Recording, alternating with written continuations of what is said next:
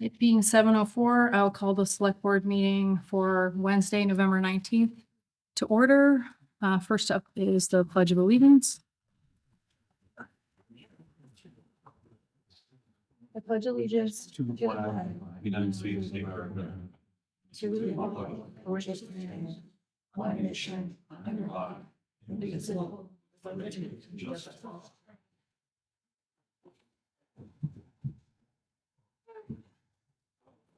Next on the agenda is public comment. Is anyone here for public comment?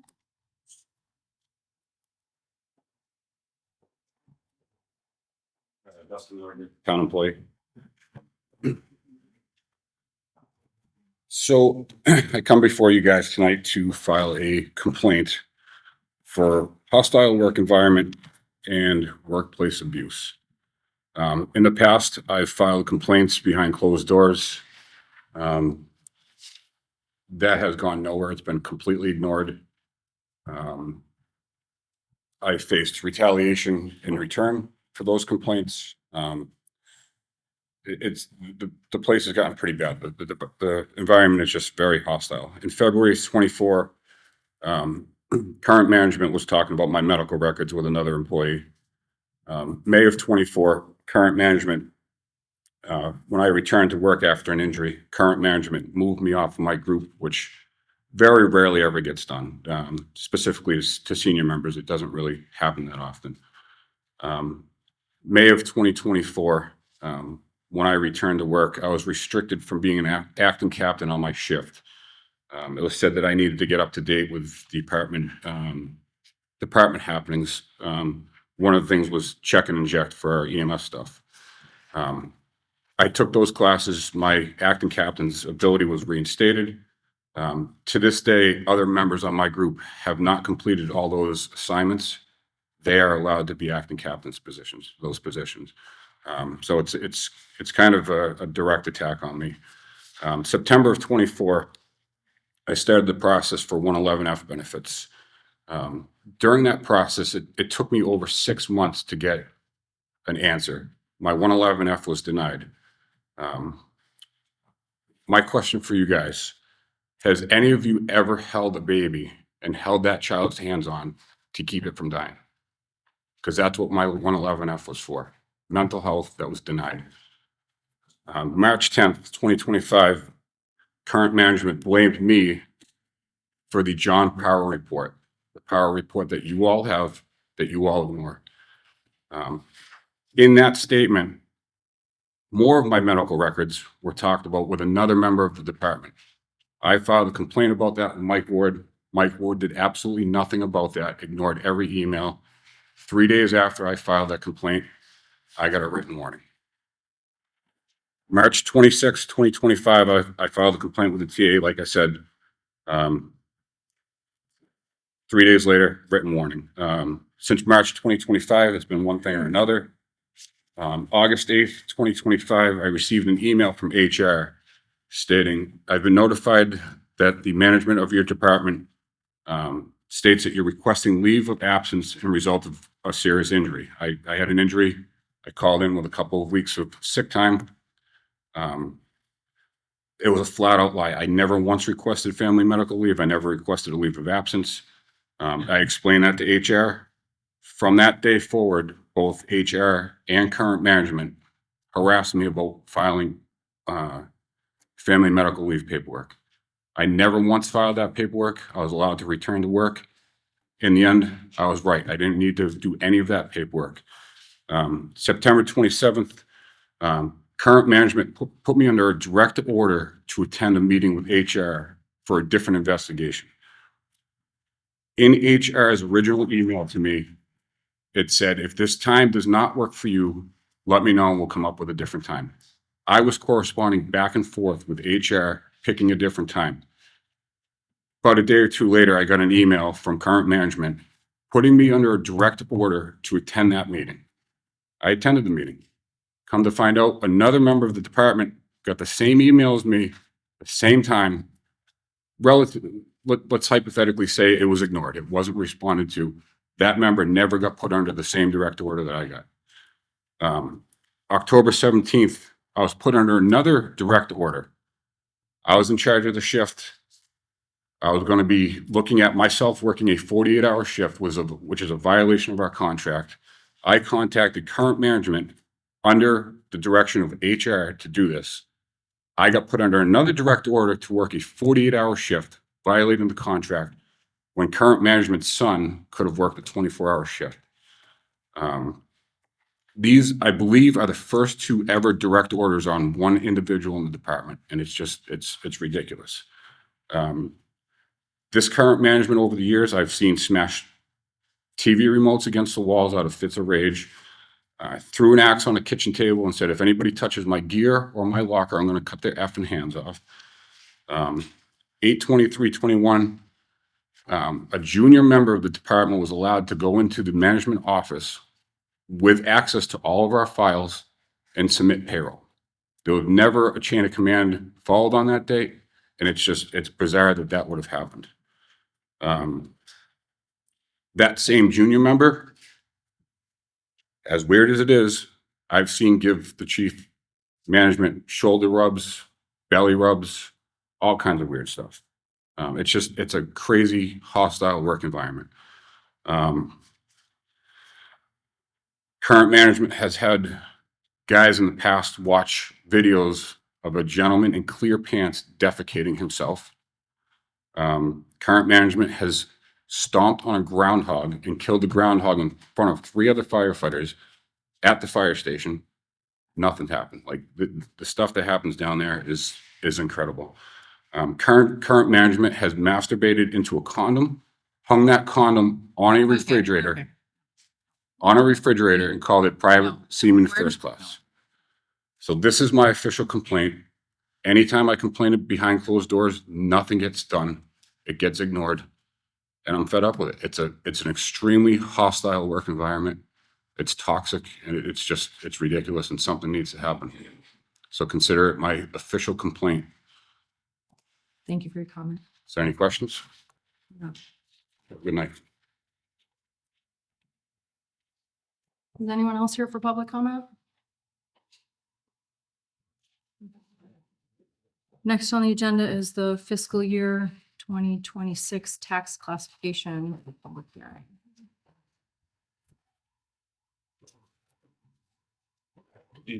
Good evening, everyone.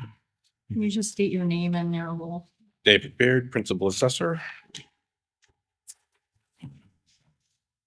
So you obviously have a big meeting tonight, so I'll try to be as brief as possible.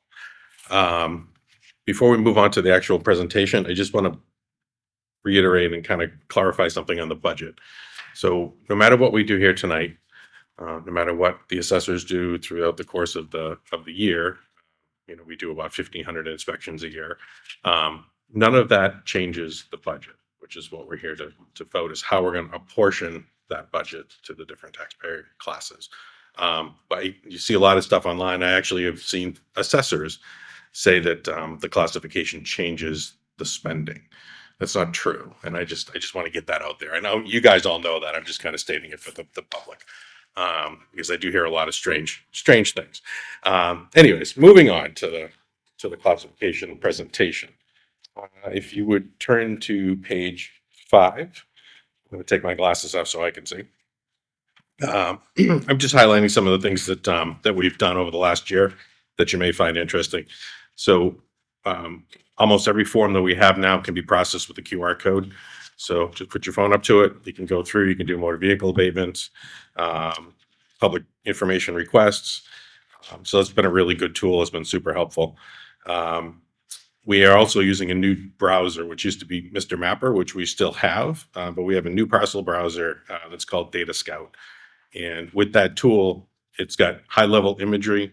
You could do sales analysis, a lot of really good stuff that the public can use to benefit, particularly if they're looking at values. Mr. Mapper is still going. We do update it every month now. The other Data Scout is live, updated every day. For that one. All right, so page 6, this is an interim year, which the next reval is 2029. But this year, we still, as every other year, we still have to meet all the value requirements as put forth by DOR. Up to page 11. You can kind of get a graphical representation. Basically, that division of the blue line and the yellow line is still indicating a strong sales base with a quick to turn sales. Starting to see a little bit of a slowdown. Finally, it hasn't slowed down for 8 or 9 years, and we're just maybe a little bit at this point, but it's still very strong in Clinton. You're talking about slowdown in sales, I'm sorry, sales sales and time on market. and time on market. Yeah. Yep. And then looking at page 12, those are the three main classes. And you can see that this is just, so we're looking at, most of the work we're doing here is with the fiscal period, but this is the actual calendar year. So looking at calendar year, we're still seeing a 6% increase in single families, 6.7% in condos. And although we show a negative 5% for 2 or 3 families, it's not statistically significant. By the end of the year, that'll be a very different number. Can I just chime in for 1 second? So on page 11. Yep. So you had just mentioned that the average days on market had slowed down a little bit, but it looks like it would be trending. If it's trending down, it's less days on the market, right? So even if Correct. total sales have decreased, the amount of time they're Moving on the quickly. market, yeah, Correct. understood. Yeah. Thank Yeah. you. So nationally and even in the state, that trend line does not look like that. It's very specific to Clinton. And, we always say Clinton is different. Worcester County is different at this point anyways. We can leave it at that, I think. Thank you. The next page, 17, and much of why we're here is relative to this page. So we went through all of the data analytics on DOR and pulled out all the communities so you get an idea of who's shifting and how much they're shifting, just a representation. It's roughly the same as last year. But we're at the 150 shift, and we're in a pretty good group there. And then you can see that there's the larger group is the 151 to 175. But even above that, the largest group is no shift at all. Page 20. So that is, since I've been doing this, that is a list of all the years what the average increase is to the single family. So historically, we're at $140 annually for the increase. New slide for this year on 21, just kind of graphically representing that. Can I just Yeah, ask one more question? absolutely. Back to page 17. So Yep. where it says shift 151 to 175, that shift would mean it was going from the commercial, industrial, personal property, and the burden being shifted Higher. higher to the commercial, industrial. That is correct. Okay. Yeah. Thank you. You're welcome. All right. So page 22, looking at the right-hand 2 columns, you get an idea where the trends are for 26 and some of the increases these are actual increases that we've applied to the values based on the sales analysis and/or review of the economic factors. Page 23, the blue column represents the shift, before the shift, what the burden would be for each class. And I'm moving right along. I'm sorry. If you wanted, obviously, any further into these, I'm happy to do it. But so on page 24, this is what the class shifts would be if we maintain the 150 shift. So for instance, on the residential side, on the previous page on 23, that would have bore about 83.6%, but at the shift, it bears about 75.4% of the levy. So that's what the shift does. It's moving who's paying what, basically. Let's see, page 25. This is the levy limit worksheet. So the maximum allowable levy would be 39,910. Our actual estimated levy is 37,201. And I say estimated because as we submit all the final documentation to DOR, if they change something, I don't expect they will. We rarely see a change, but if they find something they don't like and they change it, those may change by a few dollars or something. Madam Chair. Mr. Baird, Yes, sir. can we just clarify that? Not every town is like that with that 2 million plus cap. I know we're fortunate that we do have an excess capacity, which is very good. Now the downside to that is if we spend it, we have to raise the taxes to cover it. So it's not like it's free money, but we're allowed to make that additional 2 million plus Great, thank you. spending. Yeah. So let's see, page 26. This is the development now of some of the rates, getting an idea where we would be. So the yellow is where we are today, and this would be the new rate proposed at 1298 and 2158 for commercial industrial. And you can see the increase to the levy is substantial. It's a $3,681,000 increase from the previous budget. And then now getting into where you really want to be on page 27, the 150% we're showing here at 1298, which is the new proposed residential rate. The average annual tax for a single family would be $6,038. Last year, that was $5,524. So that would represent about $514 increase to the average taxpayer. Now going back a few pages, we can see over $140 historically. So it's a substantial increase this year. Page 28 kind of gives you a range based on the value of your property, approximately what those changes would be. Page 29, I took some time to break out, since the major impact here is the school project. I took time to break that out. So of the $514, if we stay at 150% shift, the general budget is going to increase by about $212 to the average taxpayer. And then because of the middle school project, that will be an additional $302.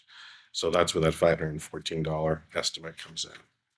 Now, if I can ask, so anytime that there's been a project like a school build, obviously I think that was 20 years plus. Yeah. But is that typical of, there typically is a larger increase around Definitely. that time? Yeah, absolutely.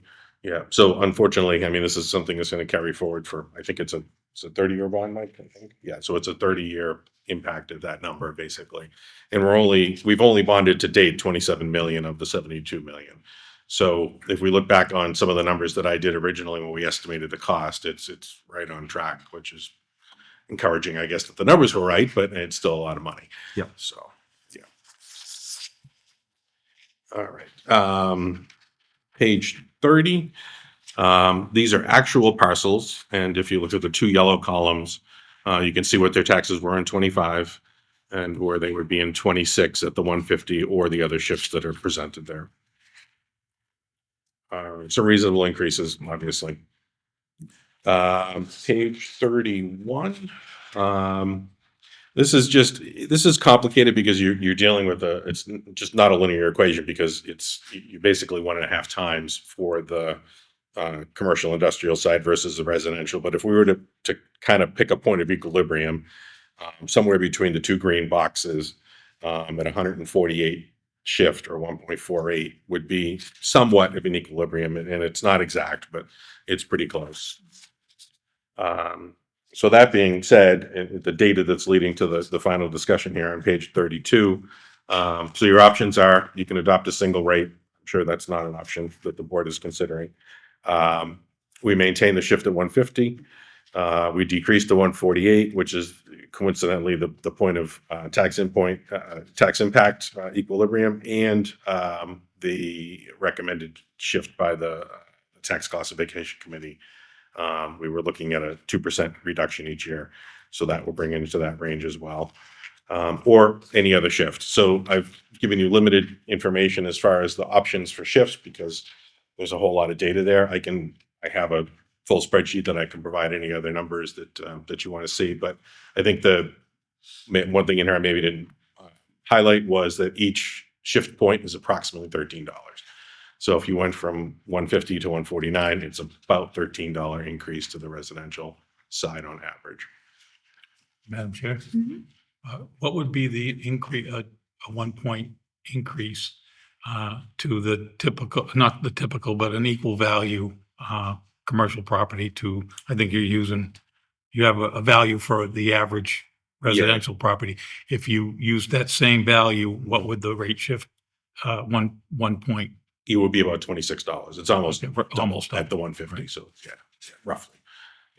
Thank you. You're welcome. Madam Chair. David, again, very comprehensive report. Thank you. You always do a great job. But in discussion of the rates, I think this board knows where I've always stood. And I think more so than ever, that the residential people in this town need a break. I know that historically, years ago, the town always stayed at the 175, 170. To be now at 150 has been a tremendous switch from commercial industrial to residential. And I speak to a lot of seniors all the time. I'm a senior myself. Sure. But I think the time has come. I mean, on top of already, they're going to realize a $500 increase in their tax bill. And that's, as you said, that's only 27 million. You still have approximately 40 some odd million. Then in the next fiscal year will be an additional burden on the residential taxpayer. And I think my motion is going to be to go to 155. I think it's justified, especially with the economy the way it is. Everyone's paying more for their groceries, their heat. They're going to pay more this winter. And seniors, a lot of seniors in this community, and there are a lot of people that are doing very well, but there are also a very high concentration of senior citizens in this town that are truly living on fixed incomes, trying to salvage and keep themselves in their homes. And so that would be my motion. I would move to 155, and hopefully I would have some support from the board. I think it's time for us to give the residential people in the town, particularly the real needy ones, a break. I'll second that motion. I mean, this is a public hearing, so I think. Oh, yeah. I need to. If I may just Yeah. jump in. So to your point, Mary, we obviously encourage the seniors to come in and ask and see if we can get them into some kind of an exemption program. You're aware of the work program. That's something that's out there. And we do have 4 different levels of programs that are available through our office for some degree of tax relief. And the veterans, of course, too. So if you have any questions, anybody that's watching and you're questioning if you qualify, please just come in and we'll be happy to sit down with you and go through it. See if we can. But there again, it's you have to qualify for it. You do have to qualify. Not everyone can Yeah. qualify. For No, absolutely. it. And Yeah, but it's not- worth, not it's worth every- looking at. yeah, and there's a lot of people that are proud, and a lot of people don't want to do that. And a lot of people really don't have the capacity to do it. So I know there are different programs, but I think it's on a very limited basis. Agreed. Yeah, I just wanted the public to be aware in case they missed that Yeah. in previous presentations. And I just wanted to, for the record, just a clarification, the school bond is 25 years, so just. wanted 25 to- years, just okay. know Thank you. that. Thank you. All right. Yeah, and again, Madam Chairman, just for a clarification, just so, for David and myself, Chief Assessor, it's no surprise to David, you know where I've always come to my position, so it has absolutely no reflection on your capacity. or what I you understand. present. I mean, I'm in the fortunate position. I don't have to make that decision. So that's, you guys have to make it. And it's a tough one. It's always a tough one. Are there any questions for our assessor before we move to the hearing portion? Okay. Thanks as always. Thank you for a very comprehensive presentation. You're welcome. Thank you. Yeah. It is always extremely helpful to get this information. Okay, this being a public hearing, is anyone here to make a comment or speak? Okay. Oh. Oh, come on. You could just state your name and your Sure. address. Good evening. My name is Travis Condon, and I'm speaking here tonight on behalf of the North Central Massachusetts Chamber of Commerce regarding the 2026 tax classification. The Chamber represents nearly 700 member businesses across 27 communities, including Clinton. We appreciate the board's leadership in supporting economic development, including the work of the town's management staff. Your efforts have really strengthened Clinton's business environment, so thank you. We are concerned, though, the commercial and industrial rate gap has widened in the past several years rather than narrowed. In conversations with our members and developers, tax competitiveness in relation to the split tax system often comes up as a concern. As one member put it, if I buy a commercial property in a community with a split tax rate, I'm paying higher taxes than the same property in a neighboring town before I've invested a single dollar in any improvements. That puts me at a competitive disadvantage from day one. That gap continue to move in that direction at a time when every competitive advantage matters. The economic landscape has only gotten more challenging for our local small businesses. Rising costs, tight labor markets, and increasing competition from other states are making it harder to attract and retain businesses. Our regional workforce challenges continue to persist, and every advantage matters now, and tax policy is one of the few economic development tools directly within your control. We see neighboring communities benefit from more balanced tax rates. Moving towards a single tax rate isn't just good policy, but we believe it's a competitive necessity. It signals that Clinton is serious about attracting investment, continuing to create jobs, and building a sustainable tax base. This isn't just about business, but it's about employment opportunities for Clinton families, growing the commercial tax base through new development, and easing the tax burden on residents. A stronger commercial base means a more stable financial foundation for the entire community. We understand the board faces difficult trade-offs and that narrowing that gap does involve real choices, as you mentioned tonight. We also recognize that the progress that the community is making. At the same time, we believe Clinton has significant potential to attract more commercial and industrial investment with a more competitive tax structure. Taking action tonight would position Clinton to capitalize on that opportunity. We strongly urge you to consider narrowing that gap between commercial, industrial, and residential rates with the goal of heading towards a single tax rate. Your decision would help Clinton secure its economic future and signal that Clinton is genuinely open for business. I want to thank you for your time and for your consideration and your dedication to the town of Clinton. So thank you. Thank you. Thank you.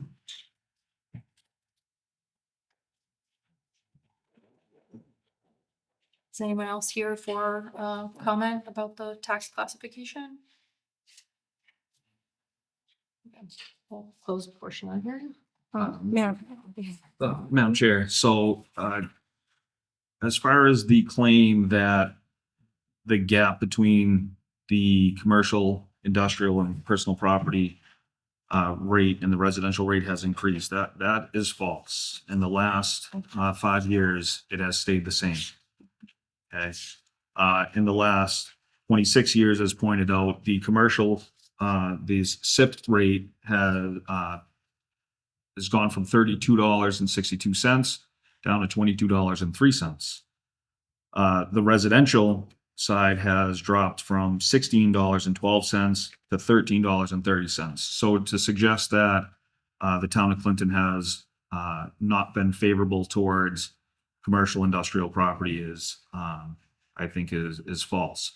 Another claim that by lowering the commercial rate will attract businesses, that there is no research that suggests that. That is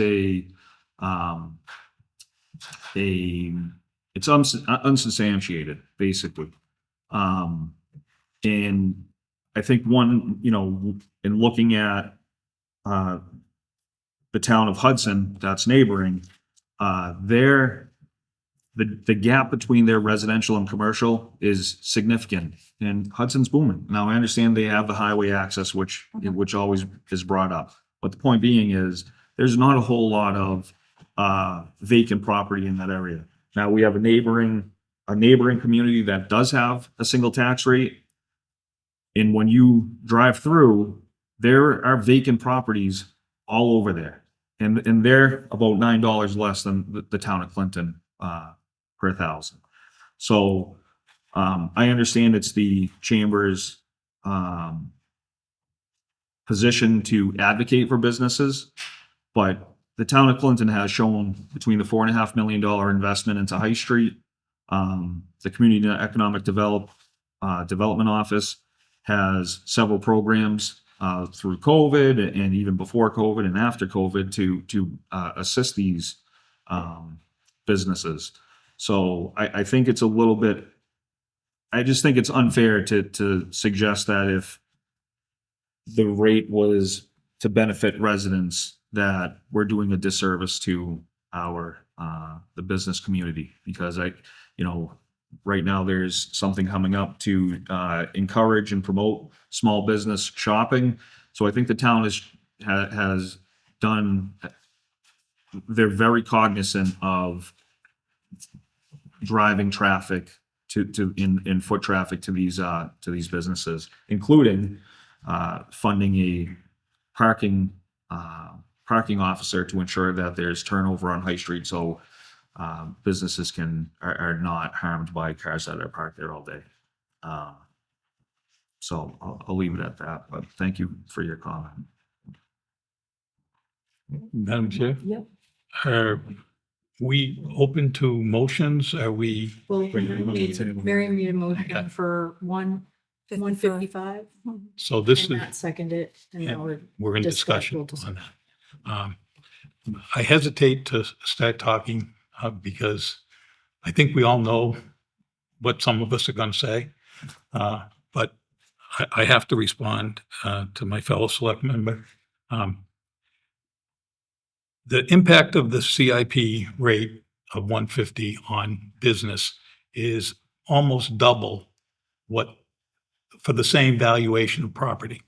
So the idea that we're going to punish businesses, and we're not just talking about big business, large taxpayers, we're talking about the mom and pops in town, the small commercial properties, the small grocery stores, the hairdressing salons, all these citizens who are trying to make a living in commercial property. It's a punitive tax on them. We're not helping taxpayers. We're helping private residential property owners over the needs and ability to pay of small commercial property owners. We are, and it's not because of the taxes, and it's not because of solely because of highway access or all the things we can enumerate about why businesses are leaving towns like Clinton. But we are a difficult community for large commercial development.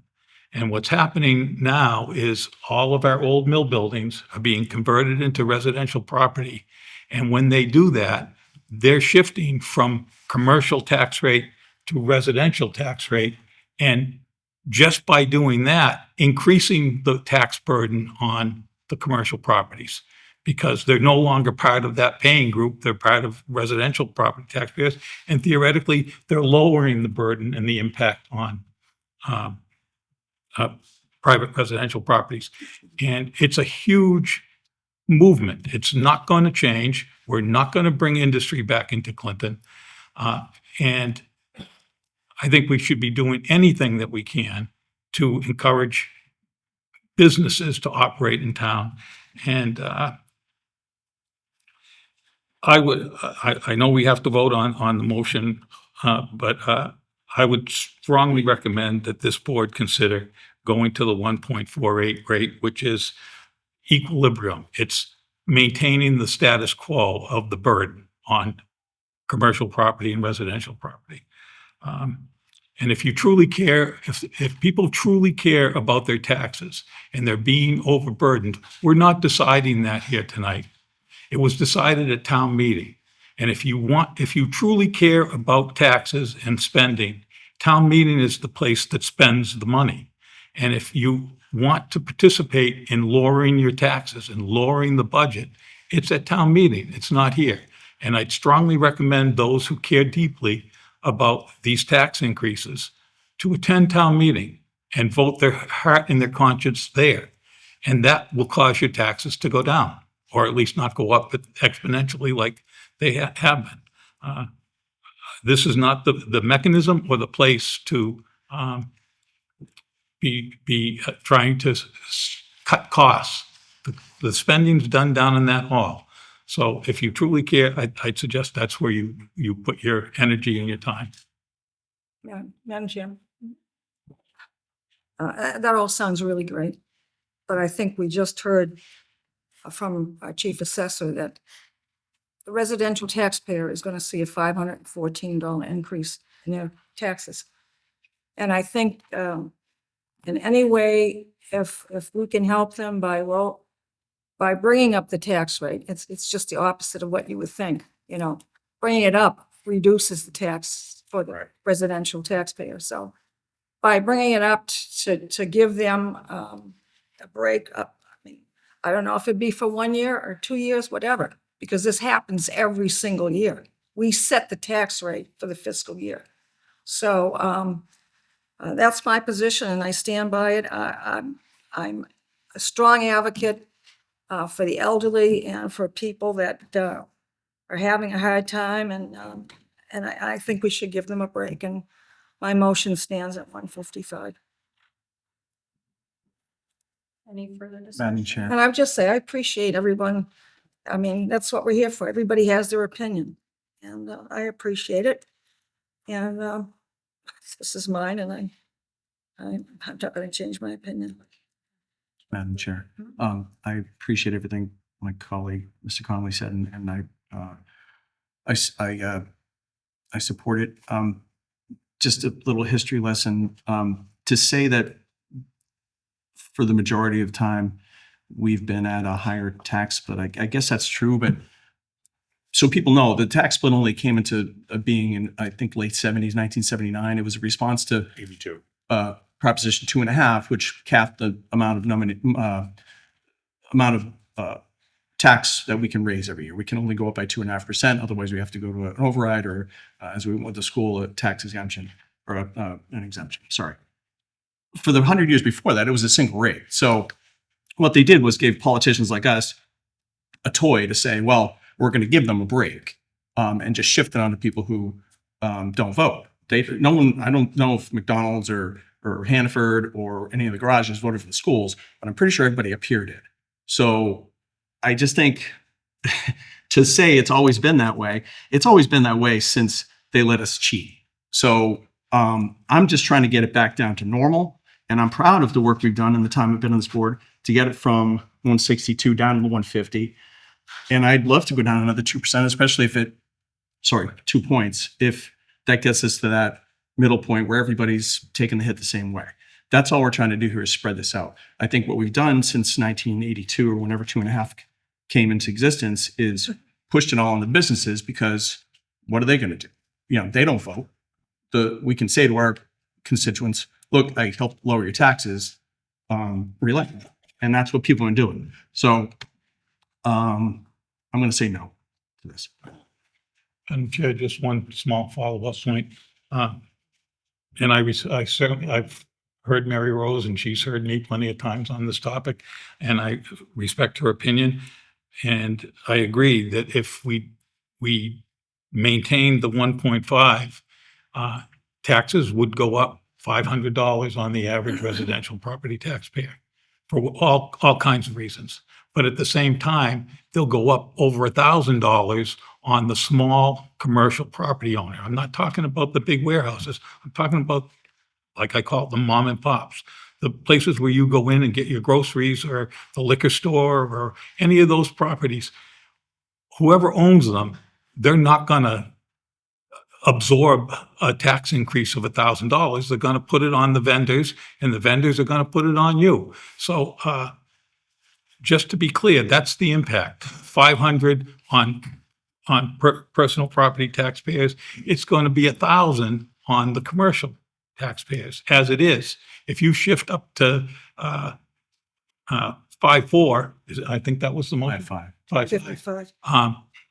That's going to be a huge impact on the commercial property, the equal value commercial property, and it's going to be what's 13 times 50, $60 on the resident, save the residential property taxpayers $60. And that's not fair. That's not good business. We need commercial development in the town of Clinton, whether it's big or small, and punishing the commercial property taxpayers because they're not necessarily voters here, or they're a small group of voters, doesn't make good sense to me. Yeah, and I will echo that as well. I mean, I think when I think of my role as a select board member here, it is to kind of look at the entire population of the town and how each kind of segment will be impacted. And I do feel it is unfair, and I do feel that we are not, yeah, to me, it's kind of a matter of fairness to all the points that were made in terms of like putting the burden on a portion of business that we actually want to attract and we want to develop, I think, in order to, lessen the tax burden on property owners. So I would not be in favor of 1.55. Well, I mean, Madam Chairman, I know where the board is coming from anyways, but I just, again, will say that I think there's a lot more impact on the residential person than there is on the business person. And a lot of those business people who have tenants and they're getting the breaks, and I have talked to a lot of those small business people, that it doesn't funnel down to them. They don't realize a lot of it stays in the pocket of the out-of-town people who own these places, and it doesn't come down to the people that are trying to run these small businesses. So it's a two-way, a double-edged sword, I might say, that, you can paint the picture that, oh, if you give the residents a break, we're going to hurt the small business person. I think a lot of that is overextended in the conversation, and that's. Madam Chair, I make a motion to amend the motion that's on the table to 1.48 from the 1.55. Second. Sorry, I'm trying to think procedurally. So we vote on them. Vote on On the the amendment. amendment. Okay. All those in favor of the 1.48 shift? We're amending, Sorry. just to vote on that. So we're amending the motion to vote on the motion. Yes. Right. So this is just to change the motion, change the vote to 148. Okay. Okay, all those in favor of changing the motion to 148? Aye. All in favor? Aye. Opposed? Nay. Nay. No. So no. It's 148. Now we're gonna vote. Yeah. Okay, any further discussion before we move forward? I'll just say one more thing. Mhm. To Mary Rose's point, if you talk to some of these mom and pop shops who are renting their space, I understand the market will dictate the value, but as we've shown in the last 5 years, where we've maintained a 1.5, some individuals' rent has increased from $2,500 a month to $4,000 a month. And now they're looking for property outside of where they currently are. So to the point of the trickle down effect, it's not there. So, and just like the same token of, if we shift the burden to the business community, then we're punishing them. Well, like by that rationale, shifting the burden to the residents mean that we would be punishing the residents, which I'm not supportive. Even more than last year. Okay. All those in favor of a 1.48 shift? Aye. Aye. Opposed? Aye. It's 2-3. Madam Chair, I'll make a Mhm. motion to set the tax rate at 1.5. I'll second that. Any discussion? I'm sorry, what happened? What was the vote? The vote was 2-3 for 1.48. And now it's at 1.5. Okay. So all those in favor of the shift of 1.50? Aye. Aye. Opposed? 0, 5-0. Thank you. Thanks. Stay the same. Thank you, David, for, again, Yeah. for an excellent product for us Thanks to very much. review. Have a good night. You too. Thanks, Dave.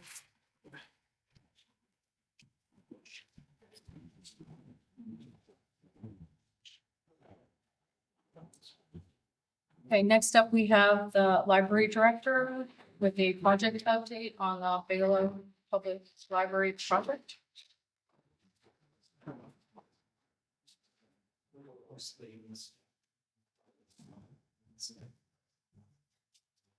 This is just a little bit kind of.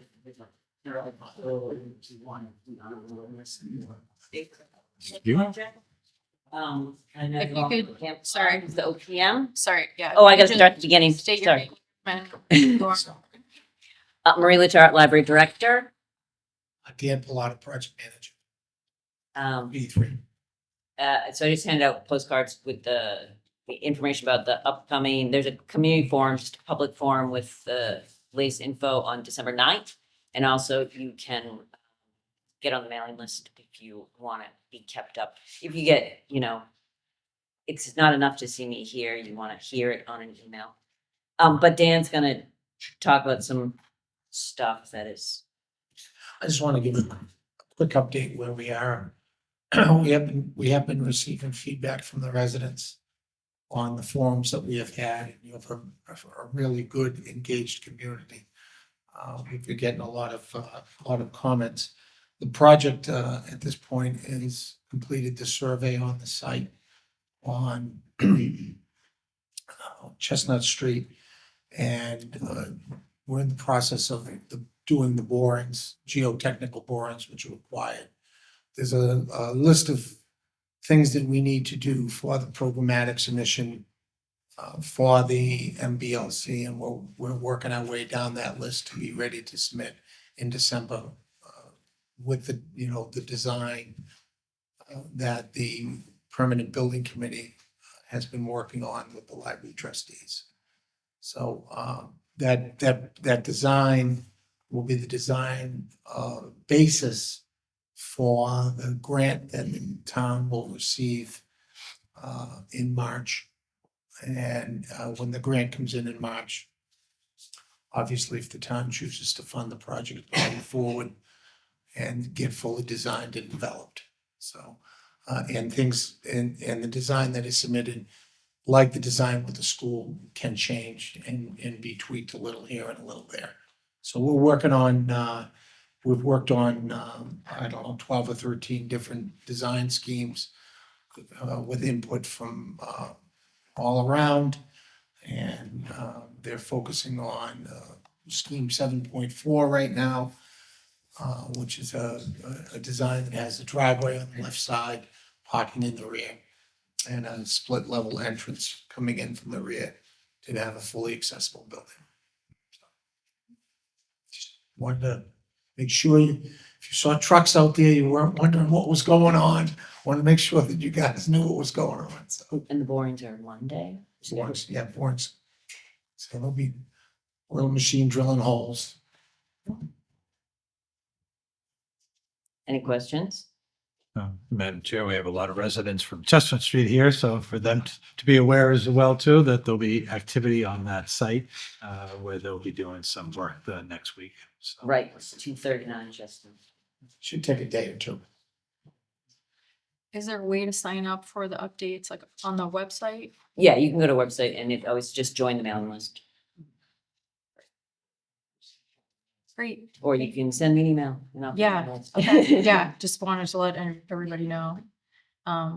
Also have a Facebook page that you've been can get We're trying to occasional- keep as when it much comes to information forums and out there. Yeah.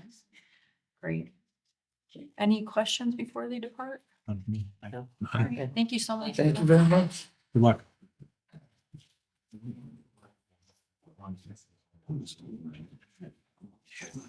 Are there people here for those other towns? Well, We should just. yeah. We should put that this is streets. Yeah. There's somebody here, I know, it's gonna be.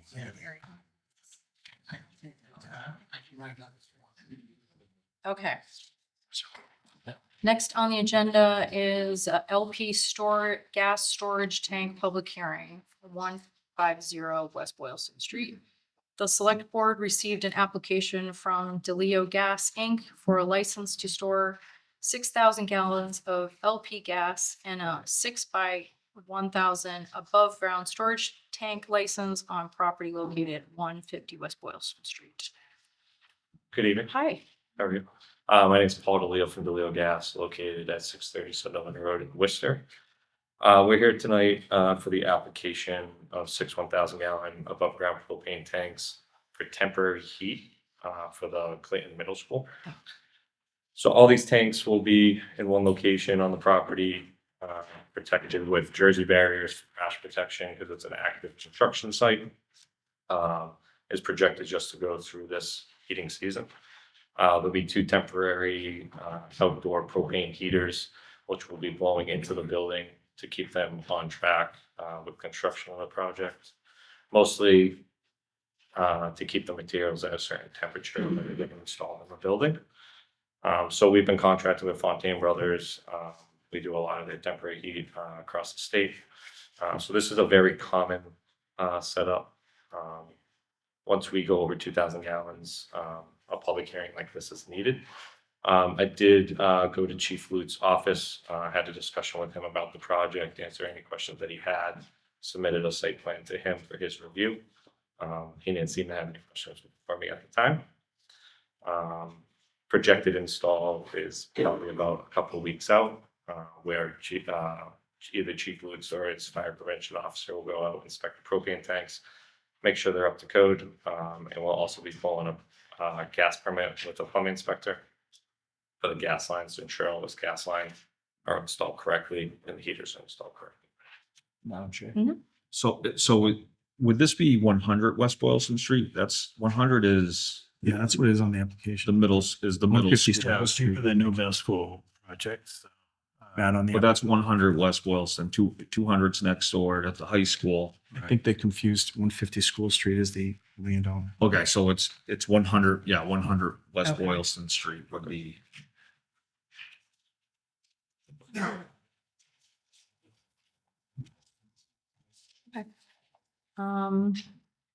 All right, this is a hearing, so is anyone here to speak in favor of the gas tanks being at the middle school?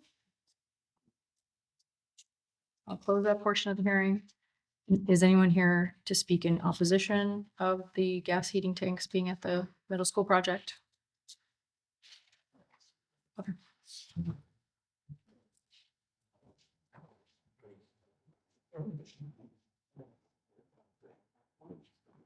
If you could state your name and address, My please. name is Nancy Coolidge.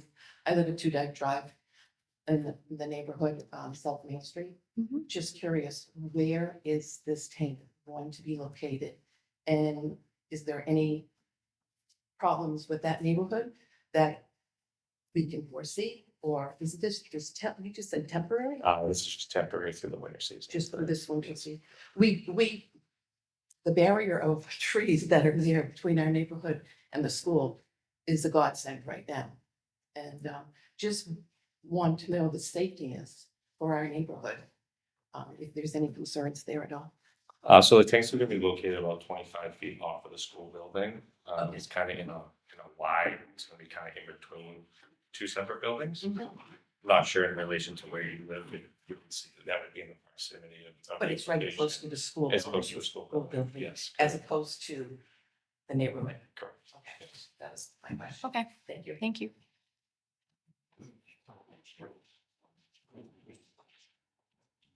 Anyone else here to speak in opposition of the tanks? Okay, I'll close that portion of the hearing. Madam Chair? Yes. Make a motion to approve the application for a license to store 6,000 gallons of LP gas in 1,000 above ground storage tanks located at 100 West Boylston Street. Second. Any discussion? All those in favor? Aye. Opposed? 5-0. Thank you. You're all set. Thank you so much. Thank you.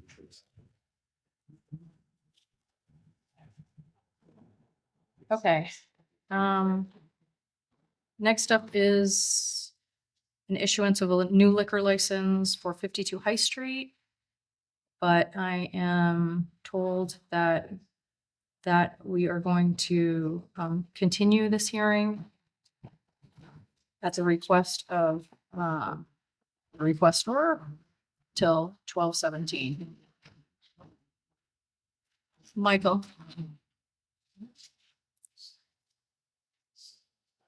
Is anyone here from 52 High Street, Strand Entertainment? Okay. All right, this hearing will be continued until December 17th, 2025. Just confirming that we're continuing item 6. Yes, thank you. Okay. Next on the agenda is a liquor license transfer.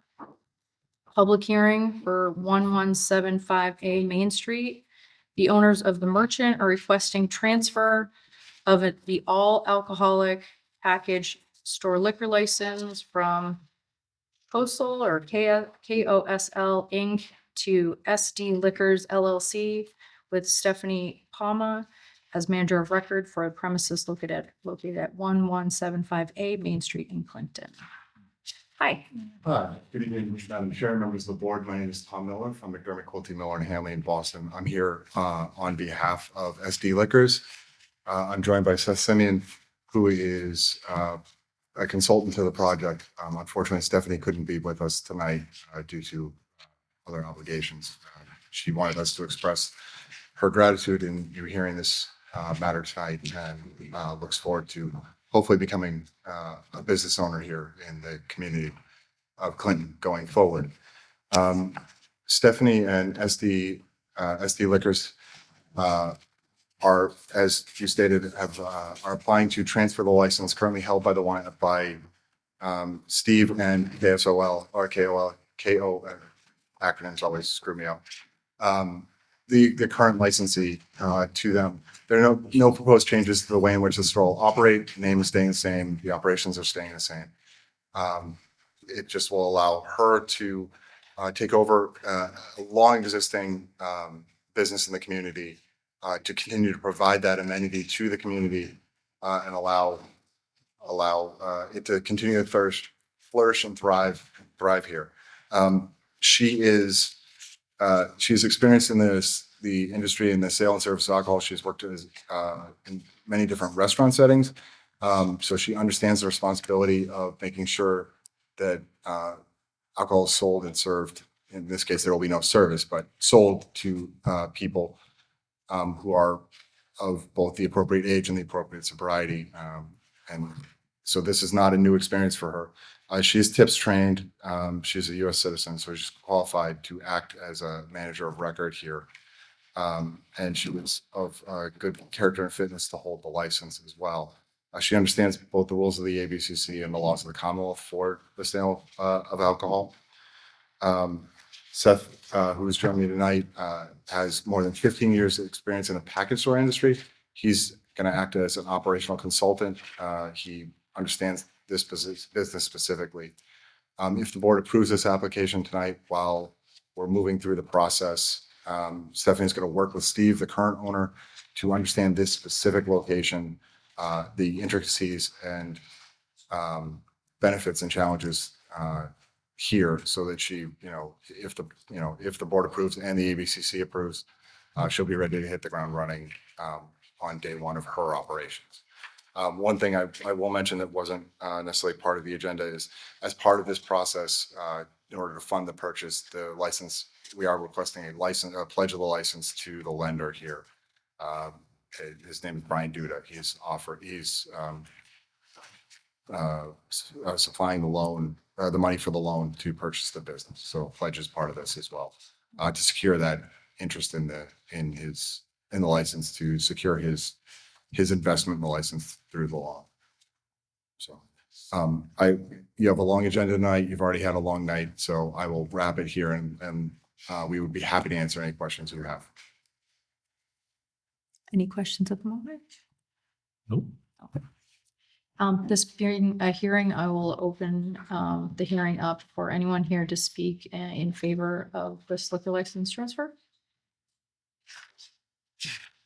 Okay, we'll close the portion of this hearing. Is anyone here to speak in opposition of this liquor license transfer? I will close this portion of the hearing. Madam Chair, I'll make a motion to approve the request to transfer all alcoholic package store liquor license from KOSL Inc. to SD Liquors LLC with Stephanie Palma as manager of record for the premises located at 1175A Main Street in Clinton. Second. That- A second. Any discussion? All those in favor? Aye. Opposed? 5-0. Good luck. Thank you. Appreciate your time this evening, guys. Thank you. Next on the agenda, we have a dog complaint hearing. All right. Okay. We have a nuisance dangerous dog hearing for a dog at 257 Chestnut Street. Pursuant to the provisions of General Law, Chapter 140, Section 157, and the town bylaws, I am opening a public hearing concerning a possible violation of General Laws, Chapter 150 and Section 110 of the town bylaws regarding a dog named, I'm not sure what the dog's name is. Apologies.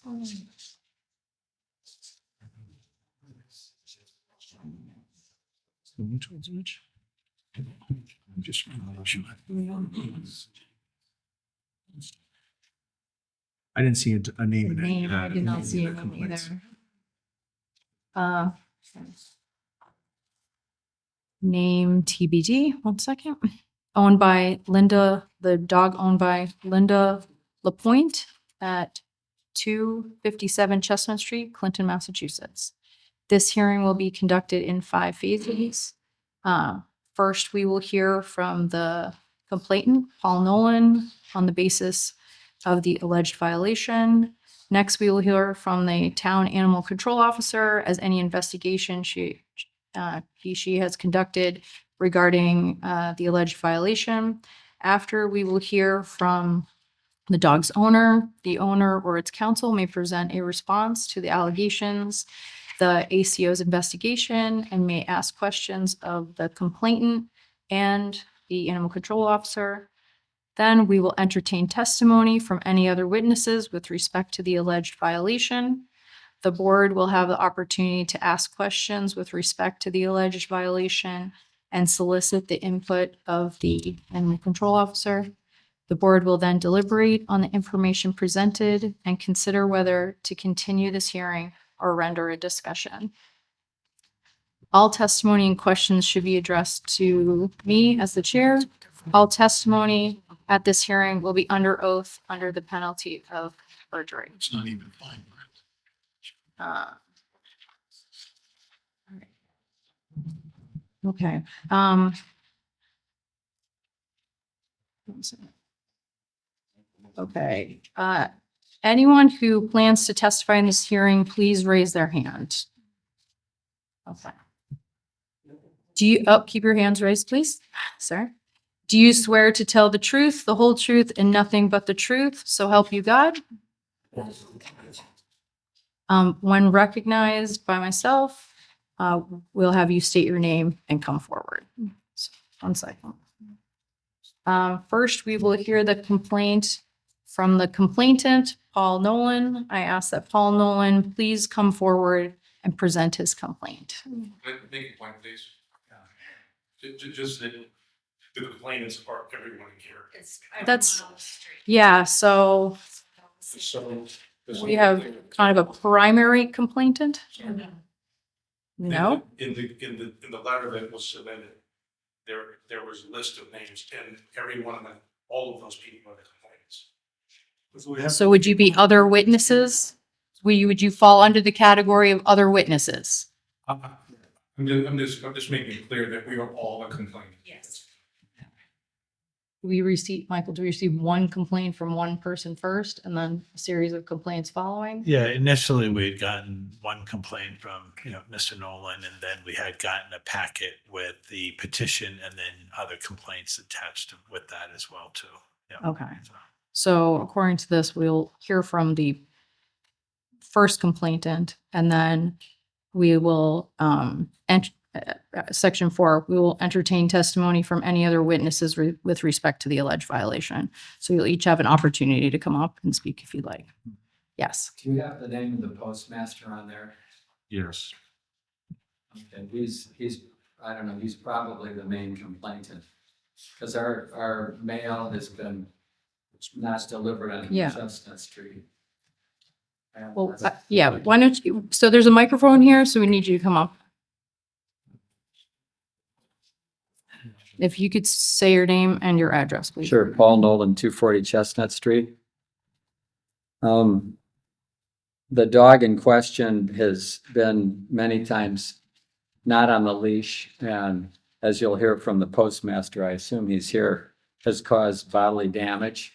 And there's many of us that have seen him, not myself personally. I do have a photo from October 28th, 10:15 a.m.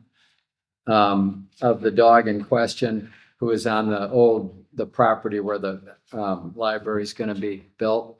And when he saw me taking a picture, he ran from the middle of the property, jumped over the wall, and looked like he was going to cross the street. So I went up on my porch for safety because he's come up to a bunch of people very, viciously.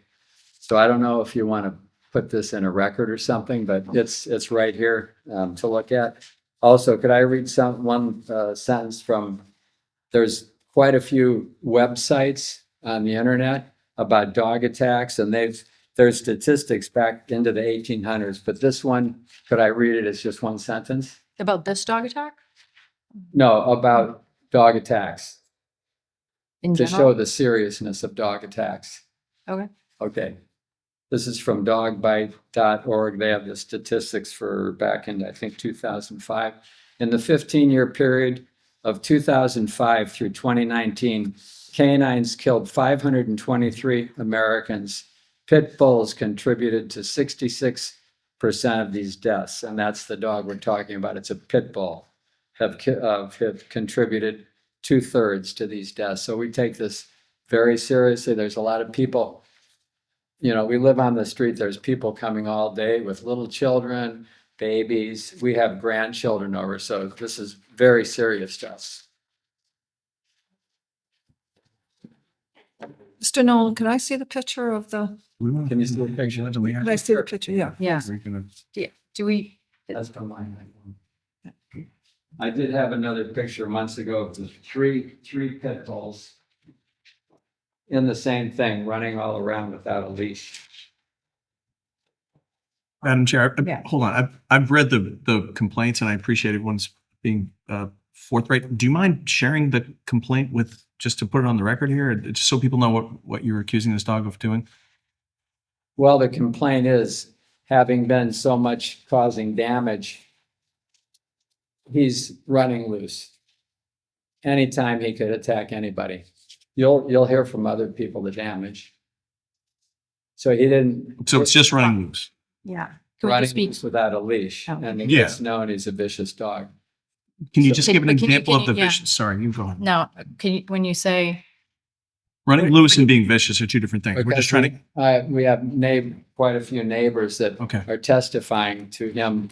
When Well, you complained the first you'll time, hear what it did you from say? the mailman. When you complained the first time, what was the complaint? My complaint was there's a known dog, he's vicious, he's threatening, and he was loose. Okay. And he's loose fairly often, and he shouldn't be loose. And the town has a He 24. wasn't I on understand city that. property, he was on public property. And he was vicious to you or a third person? Well, it depends on what you mean vicious. We're If a just trying to dog be- comes up to you barking, yeah. Was it you or someone else? It was other people, but Okay. Okay. he's coming through the property, going over the wall on the street toward me. Yep. Oh. So that's a threat because I know the history of that dog. So that was what you Yeah. made your complaint. Right. Okay, That's in the photo there. sure. Okay. Madam Chair, just one question. He stopped, Can I but he just hasn't one more always thing? done Sorry. for other neighbors. Well, you said 1 and 3. Is it 1 dog or 3 dogs or 2 dogs? Well, that's another issue. Well, There's that's kind of, three we're pit curious. bulls in the property, but that dog is. We're talking about 1 tonight or 3? One. I saw 2 in the complaints. Yeah, sorry, we're just trying to, I guess, marry the information we have with what's happening here, so. I don't think I said two. I thought I read 2 in one of the complaints, but maybe I was wrong. Okay. Okay. Madam Chair, Yes. just a question. Has this dog bit anyone? Yes. More than one? And we're, I wasn't Well, a Hold on. witness to that. wait, What was the I answer? guess we'll hear from the. I wasn't a testimony. witness to him, the dog biting anybody. Okay. but there is an allegation that the dog bit people. Yeah. Was a complaint filed with the dog officer? I don't know what other people did. I guess we'll hear from the Yep. testimony. Yeah. I don't know if we'll. We're not receiving the mail for over a month. Okay. You decided. Okay, You you'll get have your a chance to speak. You will have a chance to speak, but the hearing needs to go in order. Yeah. Do you want to bring? Madam Chair, just for the record, that document went forward, that'll be, we'll accept any evidence as the first. Yes. Probably. Well, I think you would be the witness. I was trying, Who's the next one? The dog officer? the next one, yeah. Yeah. So next we'll hear from the town's animal control officer about any investigation. Is the animal control officer here? Yes.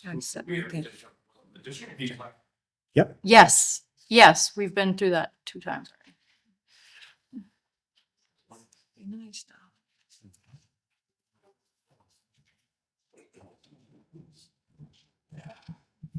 Please have a seat. Members yet to meet. Yeah. We've met before. I'm the town's animal control and animal inspector. Can you state your name, sir? Sir, can you state your name, full name, please? Under Mr. Ward for 16 years. Sir, could you state your name? Your name. All wood. I was getting to that. Okay, this is a hearing, so I want to follow it to the T. If Feel free to you're sit. asking my opinion of what should be done, I can only suggest, as you know.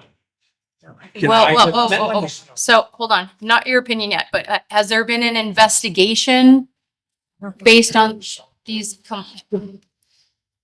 Has there been an investigation about this complaint? Yes. Okay, and that's what we want to hear. Okay, well, you were going with your opinion first, so I'm looking for like, what was the Evidence, yeah. complaint, What's the evidence? evidence, the facts behind the Well, situation? as to my knowledge, So- as yet, nobody's actually been bitten. At least I haven't been informed. Okay.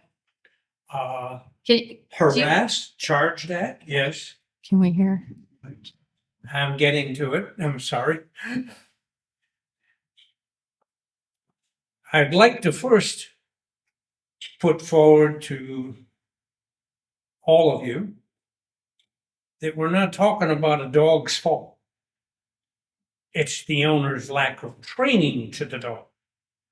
And the dog, as anybody here who has a dog, whether it be a little Chihuahua or a Newfie, they protect their property, either by barking, etc. Yes. So was, And I'm getting to the investigation. yeah, let's jump to there. Just I need the board to know the basis. And that being, the dog is doing what it's supposed to do, protect its property. Up to a point. Otherwise, there wouldn't be so many esteemed guests here this evening. And everyone has the right to complain about it. I have been in the house. I have interviewed not the wife, the owner, because she's never there when I'm interviewing, but her friend, a gentleman, The dog, and the we dog's have owner? discussed his involvement of it, which is not much, but the point being is that I gave him suggestions on putting a harness on the dog. And not putting them on, they have a cable in the front. And they also have up and back a fenced-in area, which, to my knowledge, hasn't been working all that well. Okay. So my suggestion is, after my investigation of the dog and the people, is that they put a harness on the dog. Physical harness. And every time that dog goes out, a human is on the other end of the leash. Okay, so that's your recommendation, but, so Julie, in your investigation, you haven't spoken to the owner, but someone who lives there. I have not been able to catch the owner home, and as of last week, she was still in Texas. Madam I Chair, believe a family problem. Yeah. may I ask a direct question to Yes. Mr. Wood? Does the town of Clinton not have a 24-hour leash law? I'm sorry. Does the town of Clinton not have a 24-hour leash law? Yes, it does. Yes. Well, why was that dog in that picture out in the middle of the street without a leash? Good question. I can't answer that. Well, that's a violation. That's true. However, it's never out when I'm there. But wait, I can't, excuse me a moment. I can't give somebody a summons, a ticket to go to court that can't be rejected because I didn't witness it. I haven't lost the case yet because Get along, guys. I camped out in front of their house for 2 weeks and didn't get it. Now, whether or not somebody saw me, I don't know. But I haven't physically seen that white dog outside and can't give them a ticket for it until I do. If one of our attendees has a picture of him charging him, I can use that. That's my de facto. So why I haven't given him a summons is because I haven't witnessed it. well, I mean, In a court of law, if I'm bringing charges, I've got to have proof. so you're saying you sat for 2 weeks on Chestnut Street for how many hours? Sorry, speaking. On Chestnut Street for 2 weeks, how many hours did you physically sit in your car?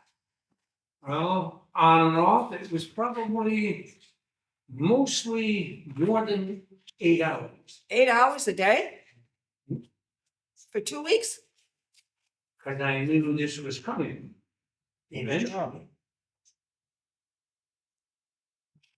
I worked 24/7. Well, I guess I'm getting confused, Madam Chairman. If you knew this was coming, you obviously knew there was an issue on Chestnut Street. I camped out, yes. Okay. I'm surprised I haven't worn a groove in their driveway. Yes. But that's not what I thought.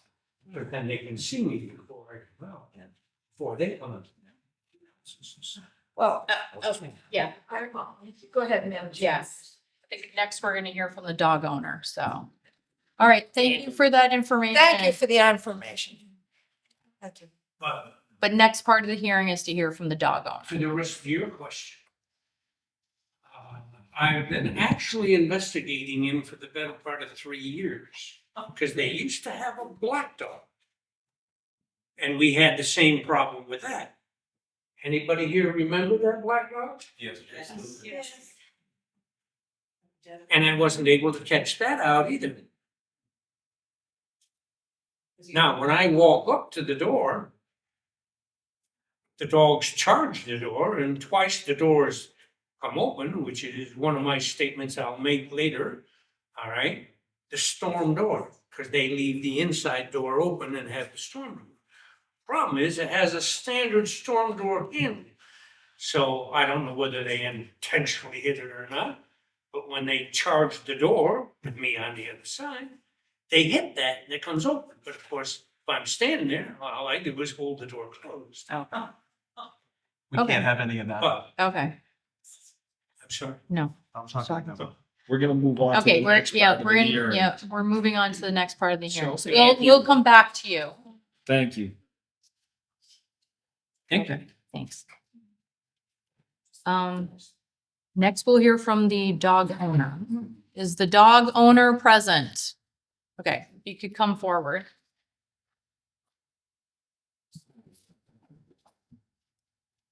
I'm very hard of hearing. Okay, I will yell. Well, that'd be Feel free to sit.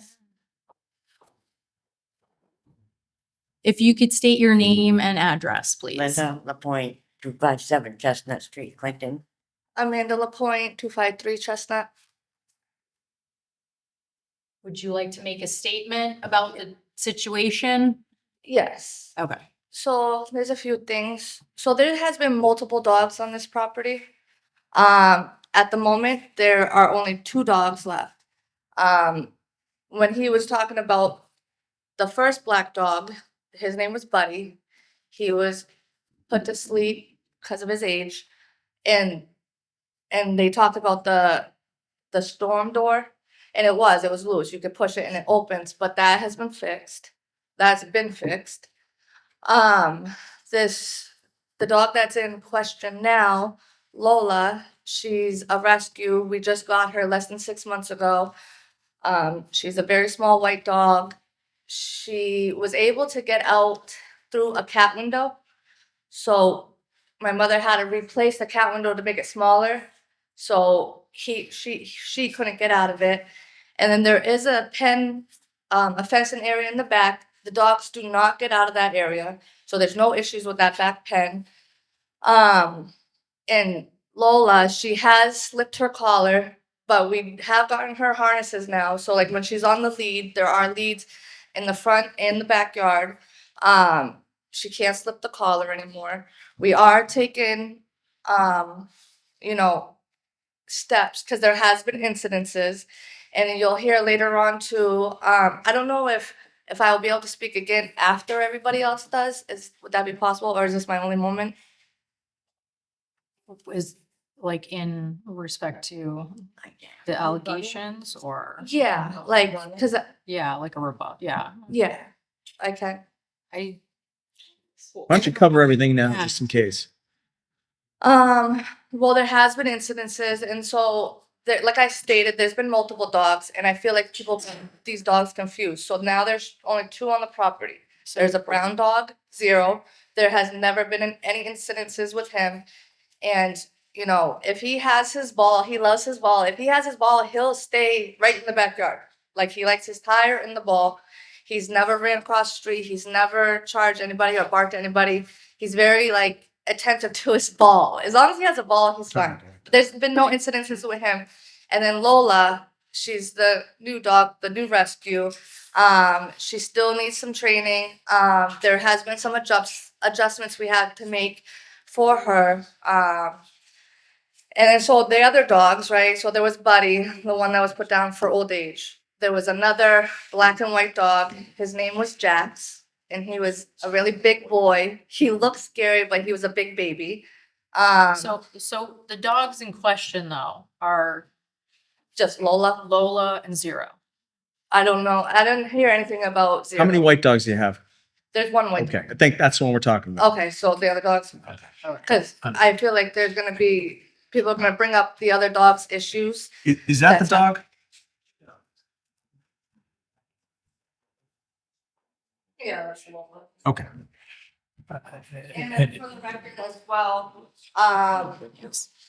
and also for the record, none of the dogs have bitten anyone.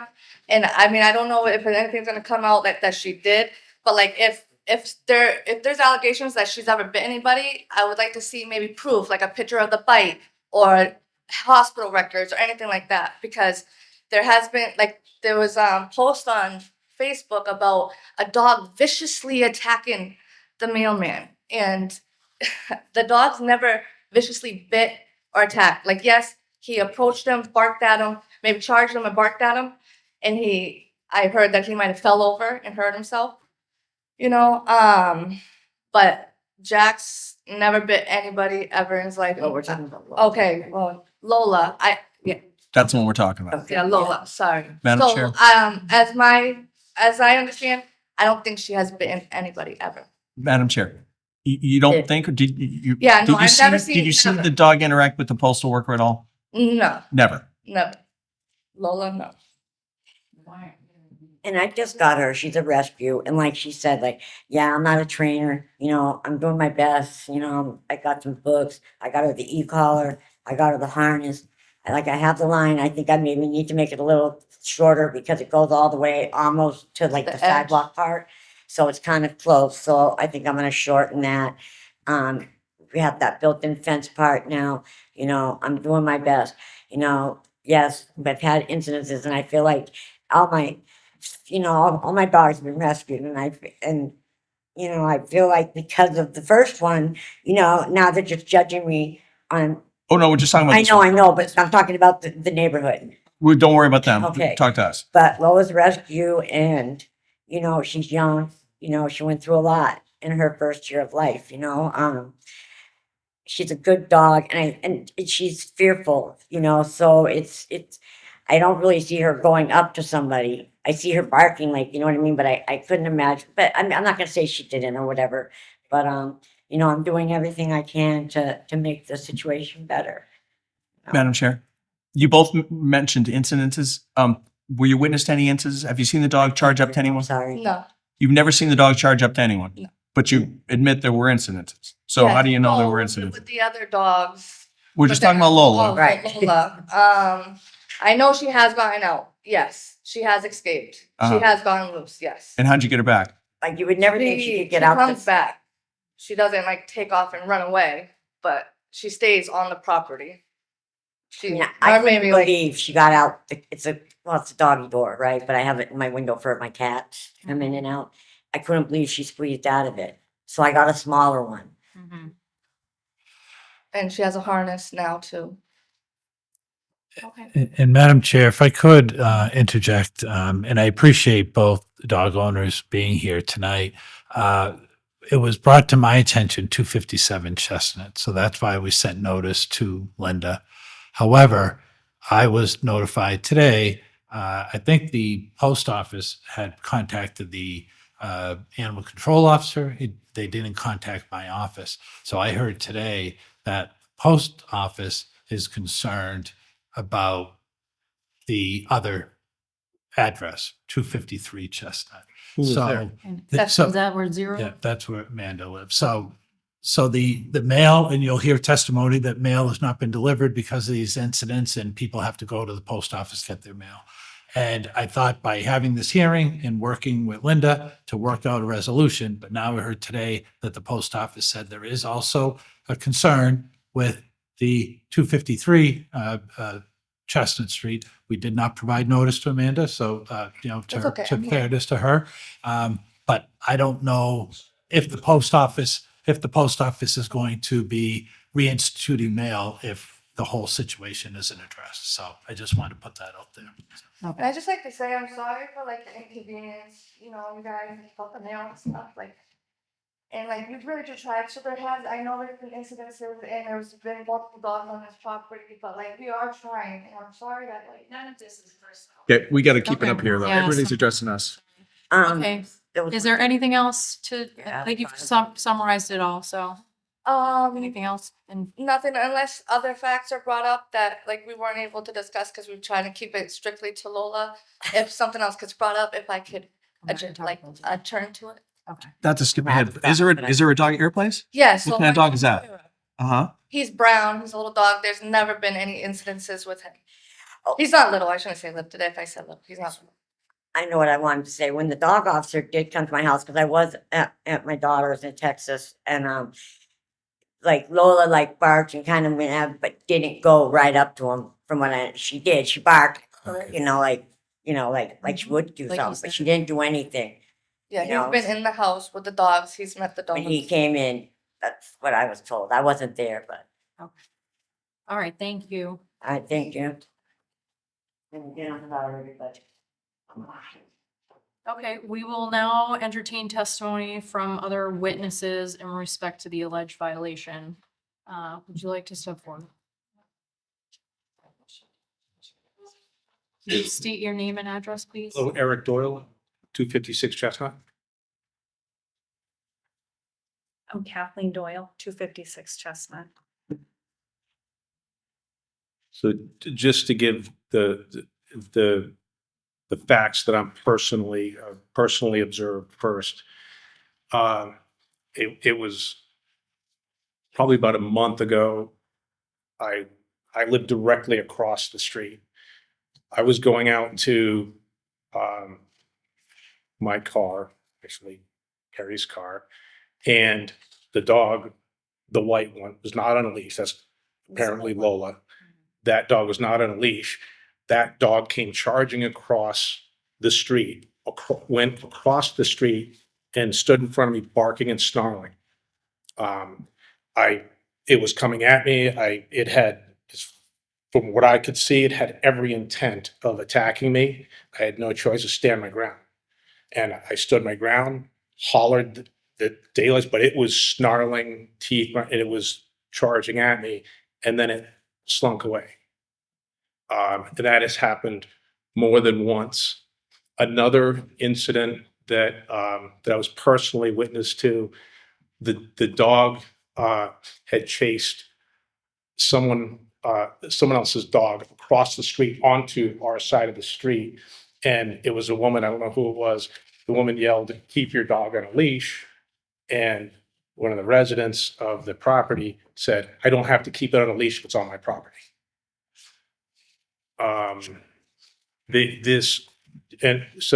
Just to put this in perspective, as the dog officer mentioned, this is not a new issue. And I think dog officer mentioned it goes back 3 years, goes back more. There's no need to defend these dogs. We have nothing against dogs. It's the dogs are not being properly kept. The only way that this is going to be resolved is if this dog is deemed a dangerous dog, and the board orders them to keep it in a fenced area under the statute. Once the board does that, then now there's the remedy that if it gets out again, now the dog gets removed and you can't have a dog again for 5 years. That's the only way this is going to be resolved. An agreement, anything else is not going to resolve this. It's been, again, perennial problem. And I can give 3 direct examples of being charged by the dog. I have 2 corgis. And again, we live directly across the street at night. I was walking my dogs. I wasn't 10 feet off my walkway. And it was night. So out of nowhere, the white dog came just barking, snarling. I looked up. It was already on the street. I sprinted screaming back into my house, barely got my dogs in and I shut the storm door, and it stayed on my porch growling and snarling. Another time during the day, I was walking my dogs around our block, and I was coming up Chestnut Street from Prospect Street, and the dog saw me and with my 2 corgis and chased me down the street. I took refuge on my neighbor's porch, whose son is here today, and I ended up being stuck on the porch because I didn't have my cell phone to call Eric for over half an hour, to the point they called the police and said, "This is crazy. This woman can't even get home." And then the third time on October 28th, it was 4 p.m. It happened to be my birthday. I was in a great mood, just getting ready to walk outside, and I was chased back in the house by the dog, who stayed at the end of my porch at that point and just kept barking and barking until Eric went out and again chased it away. Oh, and that night that I came with the corgis, Amanda ran over and tried to get Lola to try and control her and go, and Lola kept running away from her, and eventually Amanda was able to chase her back that way. But those happened. Another note is that I think this problem needs to be understood as one problem, so that if the board members were to look at the property records, I believe you would see that that's one lot. It's one property. So 257 and 253. 253 and 250, it's all one property. It's owned by, I believe, a gentleman named John. John lives in the single family, and all those people, I believe, including the second person today, are his tenants It's a big five. in the 5 family. In the back. So this is all one, this is all under the control of that one property. So, and the other second thing I would mention is, I think notice was just waived. So What is that? What? I think the resident of 253 said, it's okay, I'm here. And I think that's a waiver of notice. So we could address the issue tonight. You don't have to go send another letter for notice. Okay. So with each incident, you reported it to the animal control I officer? didn't the nighttime one, but, and please understand, the reason I haven't been consistent in reporting it is because it happens all the time. Like when I walk my dogs, I will take measure, I will look across the street, and there are other dogs over there that chase, they have, I don't know, a dirt bike or something, so they'll be loose chasing other dogs. If I see that, I won't walk my dogs. If I look across the street and I see the white dog roaming around, I look up and down the street, and I know I'm not the only neighbor to do this. So I will go back in the house. This has been going on for years, since Buddy and Jax, and so. And we have reported in the past, and also that one, my neighbor did call the police. And I would also suggest that if we look at the process is complaints get made. And then if something isn't personally witnessed, then there's no action taken. And so, and by the way,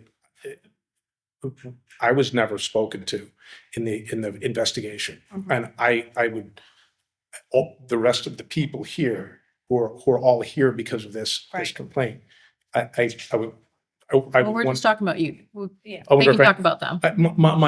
My point is that it would, I don't think any of those people were spoken to, and I'm just as a matter of, so I'm just saying as a matter of process, proof is not just eyewitnessing, it's testimony.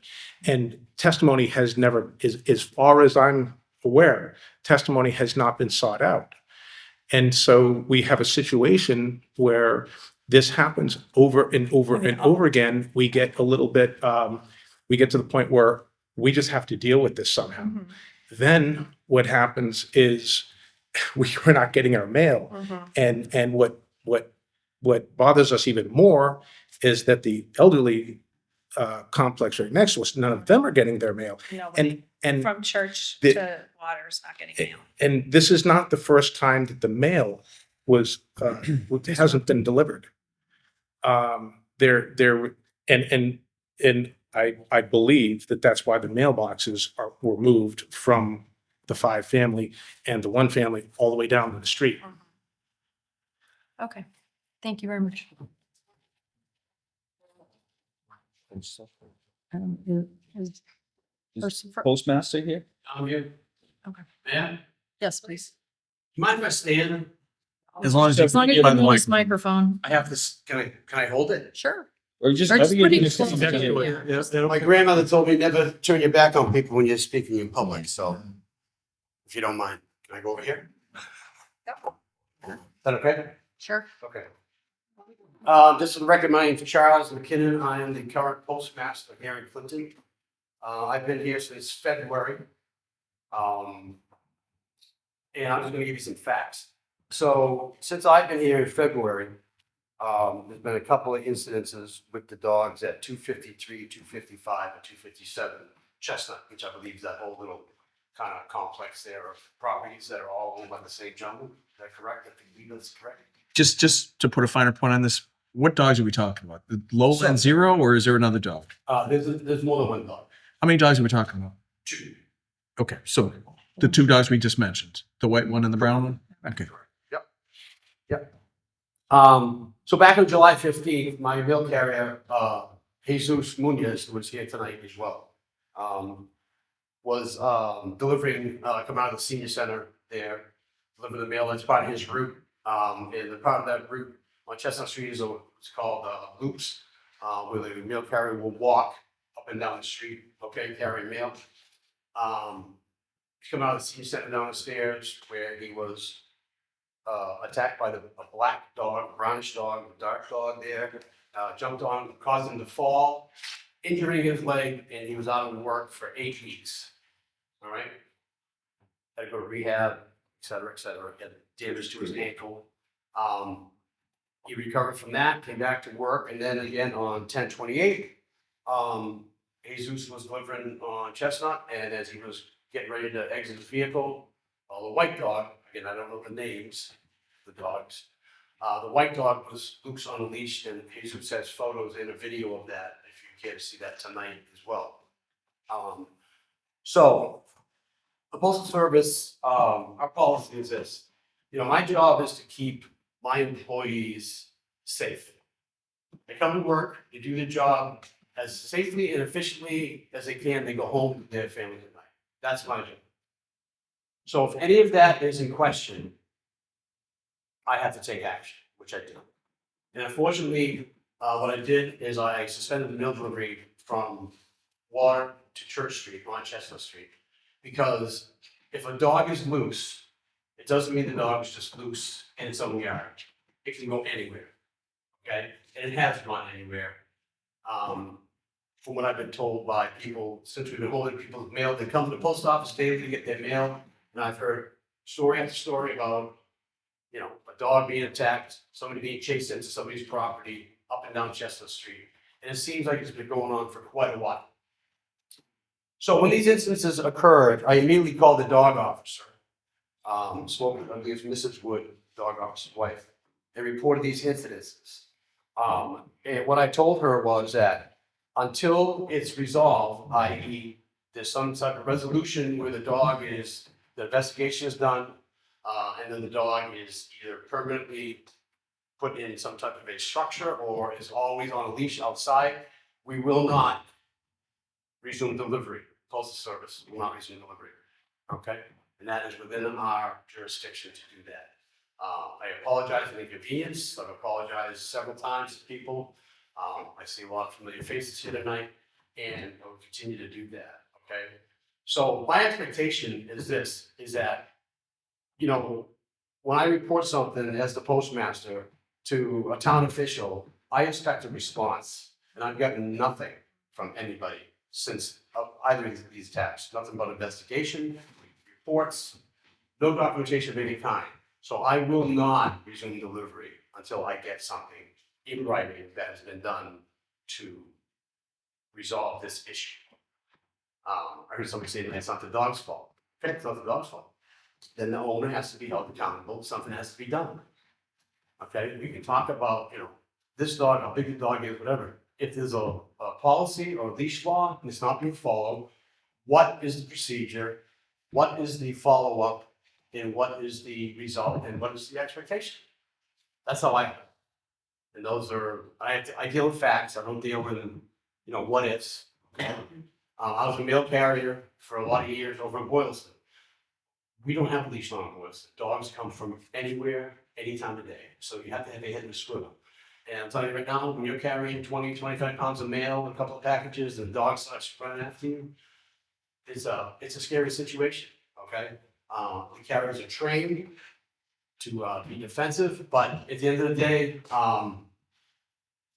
like I said at the beginning, it's my job to protect my employees, and I will do that. And I have done that. Madam Chair. Thank you. You said, during that incident that caused the 8 weeks off, was there contact made? Yes. No, he does receive it. If you'd like to hear it from him himself. Okay. Was it one time or 2 times? One time, well. 3 times. I'm sorry. I only heard 2 incidents. Well, I think he's talking about the action when he fell down. Yeah, I think. Yeah, maybe I'll just wait till he gets on. He can speak to that himself. We'll finish with you.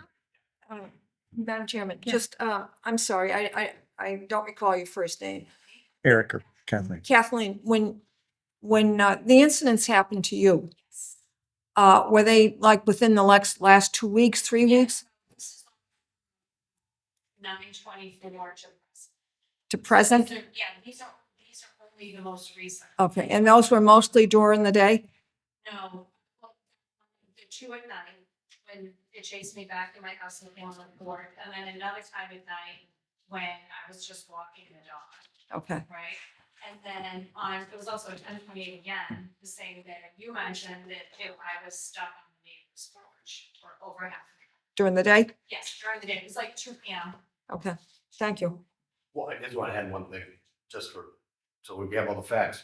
On 10/28, when Jesus saw that dog, and he called me and said, I can't get out of the truck and deliver it. It's just, you know, it's triggered me. He said, don't worry about it, just move on, we'll go there. About an hour later, we got a call that he was up at 309 Chestnut Street having a panic attack, so the EMTs had to come, and they took him to the hospital for evaluation because they thought he might have had a, you know, some type of seizure or heart issue, and it ended up being, you know, anxiety towards the dog being out after he was attacked earlier in the summer.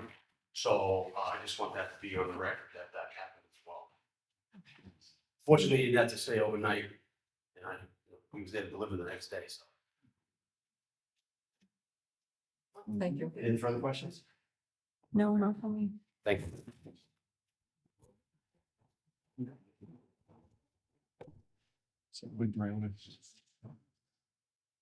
Is there anyone else who would like to offer testimony? Come on up, please. Yes. Oh, sorry, we'll want to go. No, that's okay. No, we're on this topic, so. So I think going the right way. I don't. My name Can you is Jesus Muniz. Please turn that on. turn it? It's right. Hi. My name is Jesus Muniz. I'm the mail carrier here in Clinton. On the beginning of January, I go to Chestnut Street apartment, house 253, 255, 257, and I try to deliver the mail when two dogs attacked me, one black white, one brown. So they tried to bite me. I used the dog spray. I fell. I hit my back, my low back. Then back on 15 July, 10:21 in the morning, I delivered the mail on 271 parking lot of the senior center, close to the house 255. And the dog jumped over me, the brown one. All jumped over me. I fell for the stair and I twist my ankle. On October 28 at 10 on the morning, I delivered the mail again on 255, 253, 257 Chestnut, and the dog, white, I don't know, it's Lola or who, what dog, follow me since that house to the next building on Verizon, the vacant building there. So I run and I finish with that panic attack. It's really dangerous. I see that dog, those dogs, running people, barking people. So it's not innocent dog. It's really dangerous for me and for my coworkers and every person who's walking around it. So please take action. Thank you. Thank you. Do you want to come up?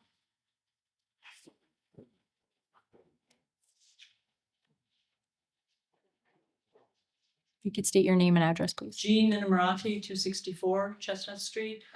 I don't want to sound like a broken record, but I have a small dog and I've opened my front door to walk my dog, and a big white pit bull mix has been on my front yard growling and snarling, and I've had to pull my dog back in the house and go out and wave my arms and tell the dog to shoo. And if you jump up and down enough, it seems like he backs off a little bit, but I, of course, go back in the house and don't look where he is. And several times I've said to the neighbors when I've been walking my dog on a leash, please leash your dog. And the reply has been consistently, we don't have to. So it's been consistently that way. Thanks. Jean, just when you're saying that you asked the owners to, are you talking about the ones that are in question, the hearing for? That they're saying they don't have to put the leash on? Yes. Okay, thank you. I think it's them. There's also a gentleman who said that to me. If it's his property, he doesn't have to leash the dogs. Okay. But the Thank you. dog's off their property, which is the problem. Thank you. Would anyone else like to speak? Come on up.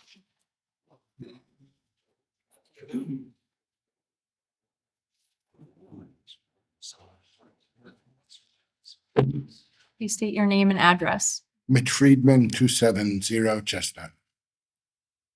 Sarah, it's my wife. Sarah Koznetsky, 270 Chestnut. I had 3 experiences with the dogs from across the street. One in which I was walking a neighbor's dog, Frankie, was a small little Chihuahua on the leash, and there was another person with walking a dog ahead of me, and the dogs ran across. I can't remember. It was a few months ago. The dogs ran. One dog ran across the street and started barking at the other person walking his dog about 10 feet in front of me. And I just picked up Frankie and I walked back the other way. And I think I remember the woman screaming, my dog's friendly, my dog's friendly. And the person who had his dog on his leash said, yeah, my dog isn't. So I thought that was funny. The other experience I had was I was just walking down the street and the dog came at me and almost got hit by a car and then ran the other way, back away. And there was another one, but I can't remember what it was. But I remember that the dog definitely runs across the street. So, yeah. I had experience of walking out of the house at 270 Chestnut Street and walking to the end of our driveway, and the big brown dog came barreling to the edge of the grass and just barking in a attack stance, but cars were coming by, so I could run back into the house. And as well as another time where a woman was walking a very small dog on the opposite side of the street, and the dogs came barreling at the woman barking, and the woman picked up her dog and shielded the dog from the dogs and just kind of ran, screaming at the dogs. But I feel like this is it's constant, and it's not the dog's fault, right? Because owners are responsible for taking care of dogs and training them. So I don't want to see anything happen to the dogs, but I definitely feel that this is an owner issue, not a dog issue. Thank you. Thank you.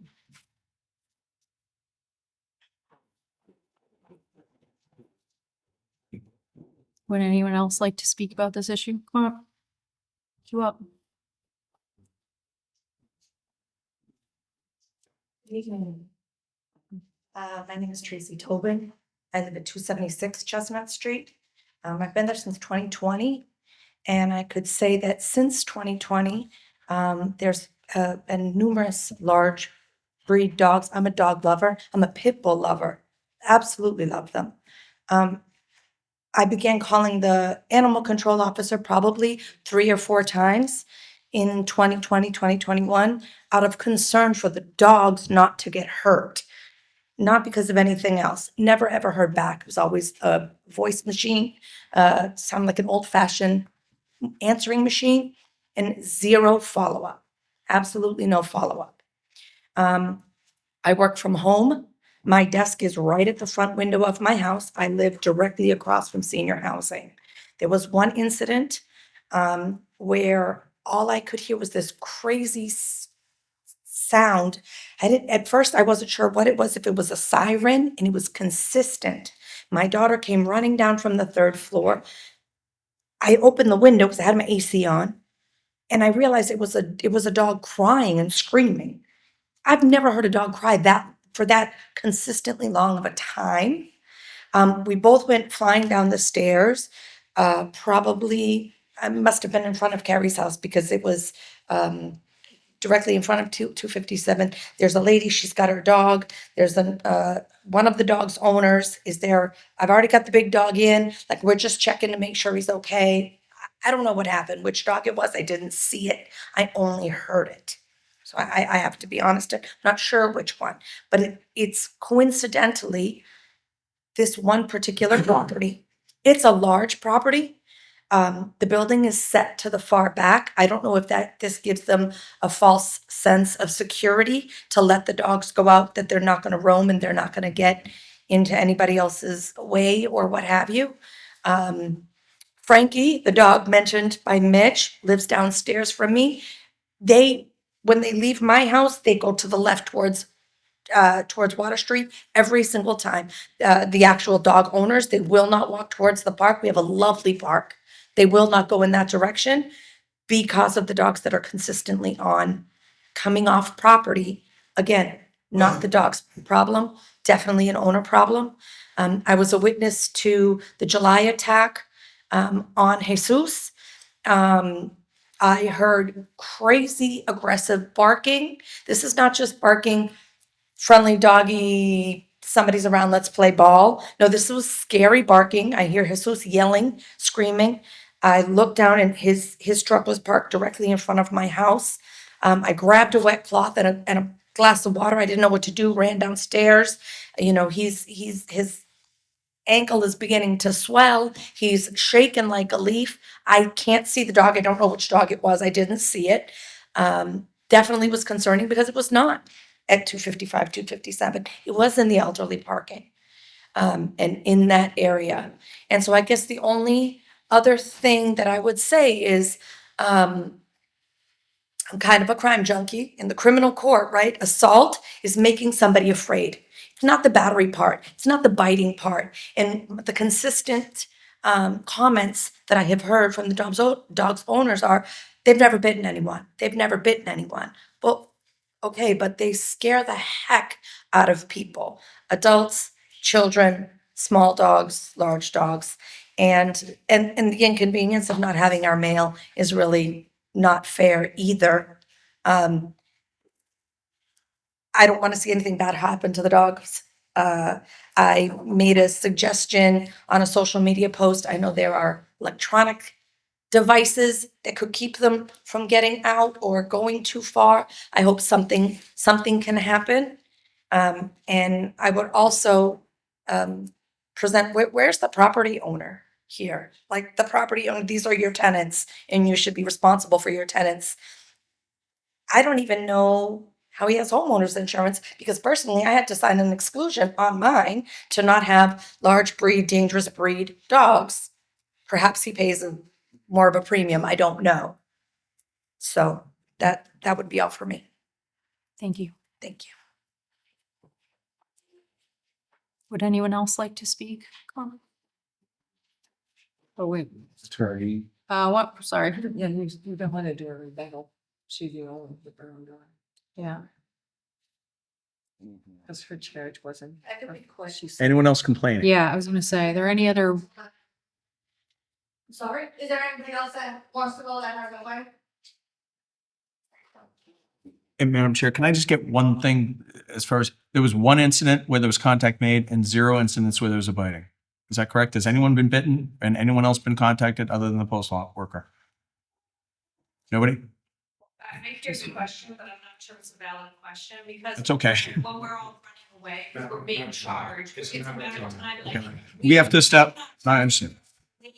To our homes, and I'm not exaggerating, the sheer terror. The terror has been recognized in the snarling.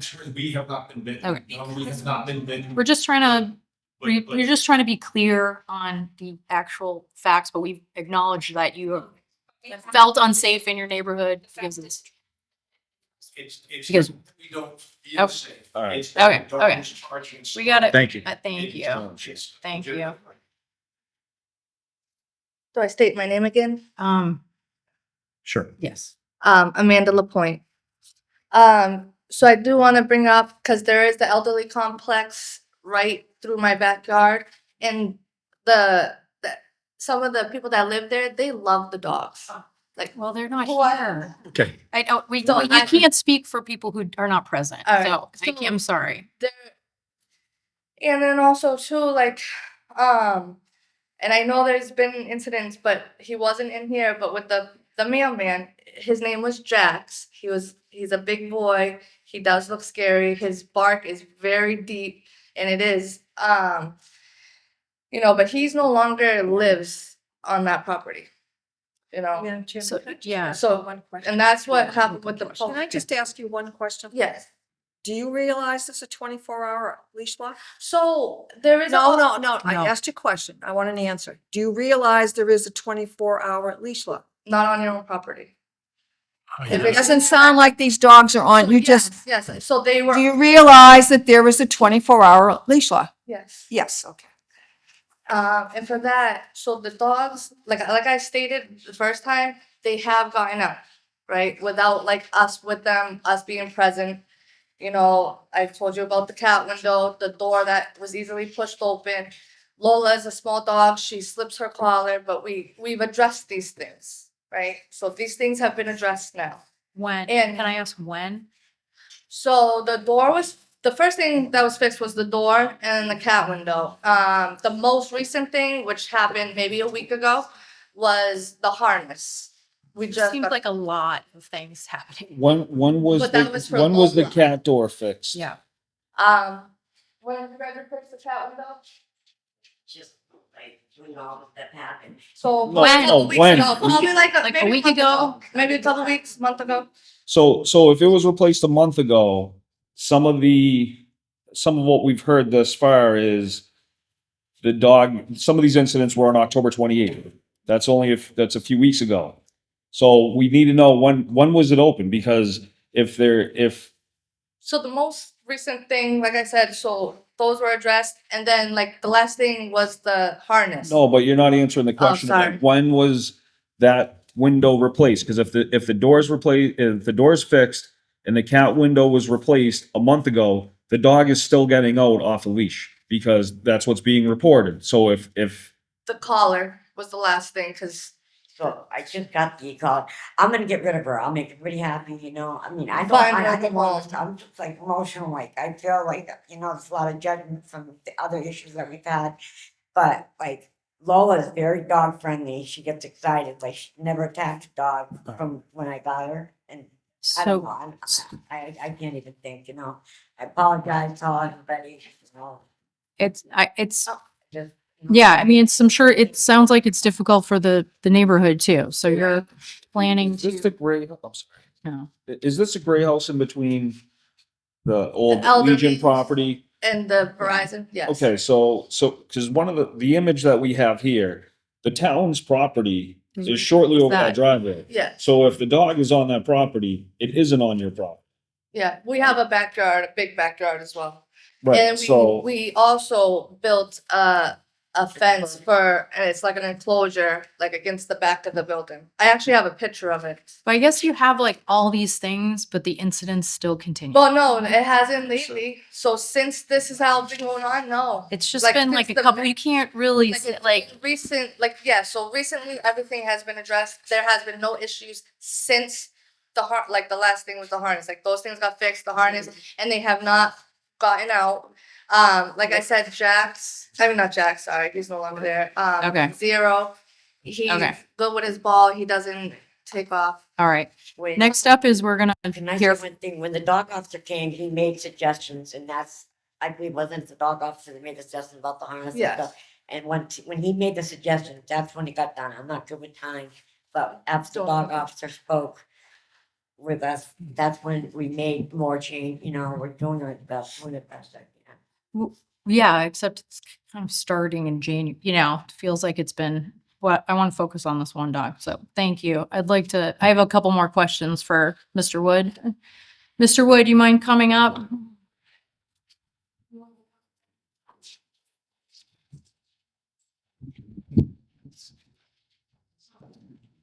Can you just clarify, I mean, we know there's a 24-hour leash law in Clinton.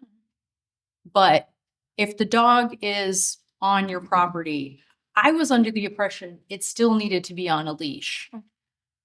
So I'm just looking for clarification. Like if my dog is on my property, does it need to be on a leash? I can make a complaint to the owner, but I can't take the dog, But according to the law, even if it doesn't have a leash on it. So a in dog needs to have a Massachusetts law, leash on it. animals are personal property. Okay. That town could be sued for me taking their dog. No, I'm not talking about taking it. I'm just saying. Apply to your personal, like to your Your- personal property, does the leash law apply to if the dog is in your yard, does the dog need to be leashed, is what was being asked? Technically, yes. Madam They Chair, can be given a ticket for having an unleashed dog. Okay, thank you. I could be wrong, but But my I rec- can't Yeah. take the animal.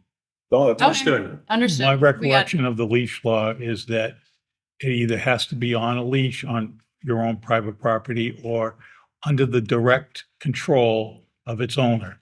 Another, whereas verbal command stops the dog from doing anything. That's the only way that a dog can be off leash on private property. So nuance there. I don't have the bylaws in front of me. Okay. So, do we have any more questions for the animal control officer? I would ask whatever decision you come to, if they have to get rid of the dog, that they surrender it to animal control. And I will take it and detrain it. And my daughter is a trainer also. And I'll find a home for it. Madam Chair. Yes, you are. May I just ask? The dog is not a small dog, in my opinion. The dog is 480 pounds. Could we just? How big the dog is?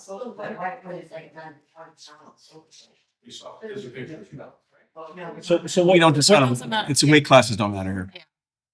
It actually says in law, we shouldn't decide based on the weight. So it's inconsequential. All right. So now our truck, okay, this hearing's over. Thank you all for participating.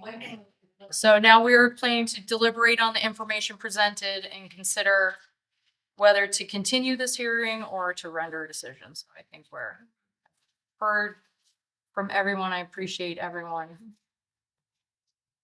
doing that, so. Madam Chair, are we open to We are a motion? Yeah. Madam Chair, I make a motion that we declare the dogs, both dogs owned at that, I don't know the numbers of the property, 253, 257, to be a nuisance dog, and that they be ordered to be restrained at all times. That means, as part of this motion, they're either enclosed in a gated area that they cannot get out of, or they're on a leash under the control of the owner whenever they're outside. That's my motion. Excuse me, sir. Did you intend? No, sorry. That's it. Yep.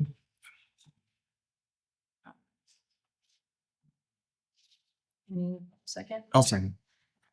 Discussion? Yes. In a discussion, Madam Chairman, I would add that, for consideration from you, Bill, on your motion, you want to amend your motion, that if that isn't adhered to, that we order the dogs be Surrender. surrendered. Sure, I'll amend that motion. So as part of discussion, I think where the dog has made contact with, in this example, the postal carrier, while it is not a bite, I think that the contact itself is an initiation that I think would, I would declare the dog as being dangerous. So to be proactive versus reactive, I'm open to the same resolution as far as making sure it's gated and so on. But I think that the dog should, I think it should be noted that it has made contact with people. On the discussion. Yes. I thought about that and I chose to go the nuisance route because no one's testified that the dog has bitten anybody. And I'm a little bit confused about the testimony of the mail carrier because he said the dog that jumped on him was a large brown dog. And the focus of our whole meeting here has been the white dog. So I considered it and I chose to keep it I suggest we keep it as a nuisance unless there's another incident and then it's gone. Bill, just to follow up on that, I mean, I was focused on the fact that I believe that there has been a testimony of a lot of or of at least two of the witnesses, that if they hadn't gotten back into their homes, that they feared that they would have been bitten. But by the fact that they were able to beat the dog, it didn't happen. So, I mean, my impression is that if the dog had had the opportunity, he perhaps would have bit the person. And I mean, that's speculation, But I think that the fear of those people, it seemed very real to me. And that, from my perspective, I think we should be, I want to be proactive and say, I don't want to ever see that happen, because I was on the Board of Selectmen when children were bit by dogs.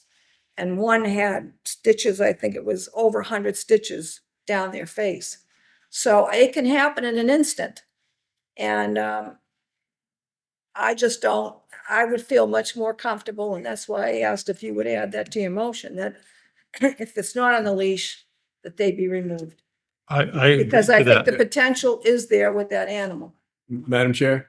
Yeah, under the statute, if the Yeah. board issues an order, whether it be fencing, whatever the board decides to issue, if then the owners violate that order, then the dogs are subject to seizure, and there's a process for that. So in other words, the ACO, if they're in violation of the order, the ACO would go out, seize the dog or the dogs, and then the owner would get notification. There's a process for what happens with the dogs thereafter. But during that time, the dogs remain with the ACO.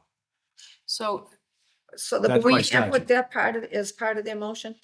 You don't have to make it part of the motion. In Yeah, other words, okay. but the statute you're operating under, whatever type of remedy the board comes up with, if it's subsequently violated, the ACO can go out and seize the dogs. So, hold on, sir, you're not, They have the flexibility that even if they deem it a nuisance dog, they can take whatever remedial action they want. I agree with you. The statute does outline, you have more flexibility if it's deemed a dangerous dog. But it doesn't mean you can't deem it a nuisance dog and then your remedial action is to have it enclosed or, whatever. So I'm you, just trying to differentiate between nuisance and dangerous, but, so I guess my concern too is the like proof. Like we have, testimony, people saying these things happen, but then the animal control officer is kind of saying like, I cannot take action until I witness it, which is pretty unlikely. Also, given the amount of time he's devoted to investigating, we're not taking questions, we're investigating this. It's like I'm trying to determine if we call this dog, whether it's nuisance or dangerous, and put some parameters in place as to remediation, say in 4 weeks, the neighbors are then concerned because the dog is loose, or dogs collectively are loose, legally, what can they do per our decision? Does that make sense? Yeah, but don't forget, Madam Like, Chairman, is that- they're is not that- even hold on. getting their mail. Is that delivered. no, I'm not saying I'm not interested. I'm saying I'm trying to, because we said Just for there's no proof. There's no proof. So is that when they've a complaint, is this kind of starting again, the complaint is filed by whoever? Right. And just for Is clarification, feeling- this hearing Right. here, this is part of, under the statute, this is part of the investigation. That's why you have the complaints come in, Right. give live testimony. Yeah. Because you may not have, the ACO may not have had that, he may not have witnessed Yeah. the action, but you bring in the complaints and other witnesses, they testify. That's all part of the evidence. That is, under the statute, that is part of the investigation that everyone keeps talking about. That is the investigation. Okay. Once you issue your order, if one of the residents now calls the ACO and says that that they're in violation, the dog's been out, they're not entitled to another hearing right away. If the ACO makes a determination to seize the dog, then they can request a hearing thereafter, but the dog remains with the ACO. That's the Okay. difference. So, So if we're gonna- after you issue your, whatever the actions the board's gonna take, and then 2 weeks from now, one of the residents calls and says, hey, I saw Vero out running, and the ACO feels comfortable with that complaint, the ACO can pick up the dog. We notify the owner. The owner then, I think under the statute, has 7 or 10 days to request a hearing and argue why they should get the dog back. But in the meantime, the dog has already been picked up and it's in the possession of the ACO. That's how the statute works. Madam Chair. Mhm. So if, in Mr. Conley's motion, so if it's a nuisance or if it's a dangerous dog, it doesn't really distinguish between the consequence, not the consequences, but what the request or suggestion is going to be Well, on remedying. there's certain action you can take as a dangerous dog that's pretty extreme. It sets it out of the statute. I think the board has the section that that defines what a nuisance dog is versus what a dangerous dog is. There's a definition, so you can take a look. I gave the board copies of that. So Yeah. here, if you want to deem it a nuisance dog and the remedial action has to be fenced in, so be it. But the repercussions could still be if the dog is not fenced in, then the ACO can get involved in. They'd be in violation of an order. So then the suggestion could be if there's any other observed incidents, then to have either the camera or a video camera for the proof. Well, What? I mean, think I it's don't, testimony. Yeah, I don't know. That's what we're trying to clarify. Thank you. That's what we're trying to clarify. Thank you. I mean, it's, and I think in all fairness, I think I'm in support of this, but when we hear, I don't know if it was this dog or if it was that dog, it's what we have to be able to go by to prove it. No one is disputing that this is happening, but at the end of the day, you have to, we need clear, concise evidence that this is happening, like that picture here that was dated and time-stamped, or like that the postal worker has, the video. That's gonna make it a lot more clear cut, in my opinion, because outside of that, it just becomes, it's just. But the difference between the two is I thought we were past that. Yeah, I mean, the difference here though is right now you're having the hearing based upon a complaint. Once you issue your order, then the ACO can pick up the dog if it's in violation. Then the hearing comes afterwards. The owners can come back in and claim it wasn't their dog. They'll be entitled to a hearing. But in the meantime, the dog, unlike right now, the dogs are still with the owners. That hearing, the dog or dogs will be with the ACO. Well, I'm gonna get the mail back. That's up to. Madam Chair, Yeah. I make a motion that we Well, move forward. Yeah. Move this forward. So the motion on the table is the dog isn't, please, it's over. Sorry. We're deliberating on this. Okay. And now we're making a decision. Okay, so the motion on the table was regarding a nuisance And and that the dog, if it's outside the house, is either in the enclosed space and the dog's unable to get out of it, or as soon as it exits the door of the property, it's on a leash. On the property, off the property, 24/7. If the dog leaves the residence, it's on a leash. Time frame for this takes effect immediately. I would say so. Yeah. I mean, I don't know if we can do that, but yeah. effective immediately. Any further discussion? All those in favor? Aye. Aye. Madam Chairman, I have one question with the postmaster still here. Does our motion mean that you will start delivery again? I'm sorry, say that again?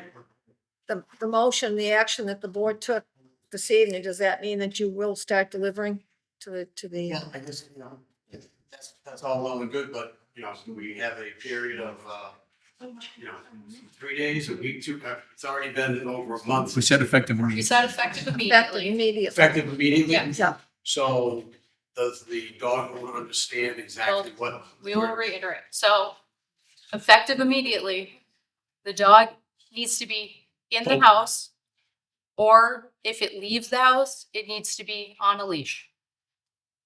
And if anyone here is threatened by this dog roaming the neighborhood, please contact the animal control office. You can copy the select board as well. And then the dog will be seized. So I'm imploring you to resolve this situation. It sounds like it's habitual. We can't really prove that. Like many of us are dog owners. We all follow this leash law. This cannot continue. It's wreaking havoc on the neighborhood. You need to resolve this. It's effective immediately. If it's off a leash. If it's off a leash. If If it's off a leash, if it's, yeah. If it's In its own yard, if it's off a leash, it's a violation. Off a leash. Off the leash. If you see that dog off the leash in its own yard, If a that is human's a not, if the violation. human's not with it. No, No. I suggested a picture to Yeah, strengthen your side. If you don't want to take pictures, that's fine. Everything becomes hearsay. Everything becomes hearsay. That's I just fine. said, when it happens, It's here. Okay. Can you prove it? Yeah, by the rules of civil procedure, yes, I have. Then it's not Then then go so. That's not hearsay. Hearsay is an out of court statement taken the truth of the matter. Okay. Sounds good. It's not that's- I mean, when there's people that are speaking that are saying, I didn't get to see this, or I don't know if it was this I'm not dog sure. or that dog, what, But there was plenty of direct testimony. again, but there was some. and that then it can conflicted be that. direct testimony again. If you see the dog once off leash or feel threatened, then this continues. And then the We burden's can't- on them. Yes, it's on them. And the town. You have, according to, Understood. Please ask one thing. If it's declared nuisance dog, and I'll refer to council, but I believe if it's declared a nuisance dog, then the operation of the statute to immediately pick up the dog, I don't think is in effect unless you put it in the. we just We did. did. We just did. Are you listening? We just did. If it's violated, it's something picked up. Yes. Yes. If that, like, it would be, like, if they say the dog's off the leash to have proof, because I don't want somebody just saying. No, They're mad. Okay. that they'll come No, from- we just said, this is their testimony, they came and spoke. The onus is on you to control your dogs. It needs to happen, it has to happen. It's not on them to take their dogs for a walk, it's on you to control your dogs, this is your responsibility. Yes. So do not put- You guys said to surrender the dog, like, you'll take the dog. We will. We will. Yes, Saying, hey, I. we will cross that bridge when we get there, but I'm convinced we will not get there because you will be controlling your dog. Yes. Yes. Thank you. We need to move on to the next agenda item. If you have any further questions, you can follow up, email, we will call you. This is, we have to move on to another agenda. We've spent a, Thank you. thank you.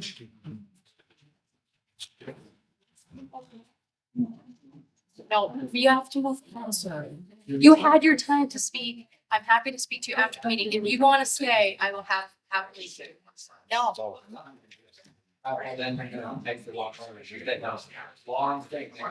Listen, Listen.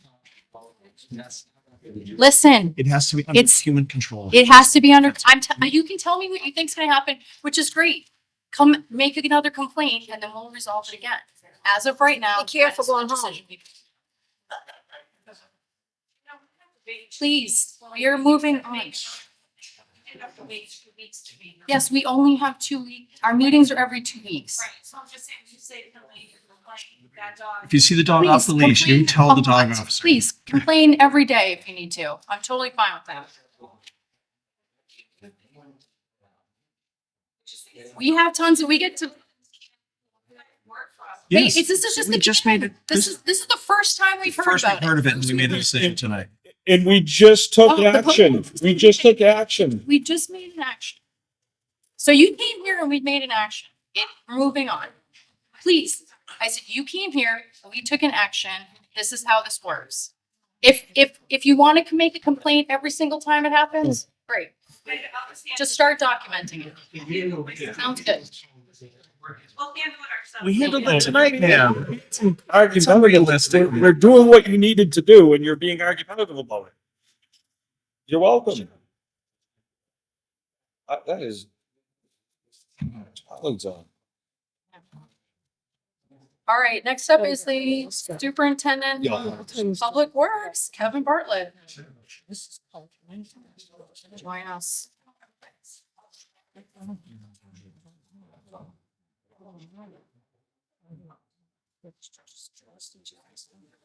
Oh, good evening. Good evening.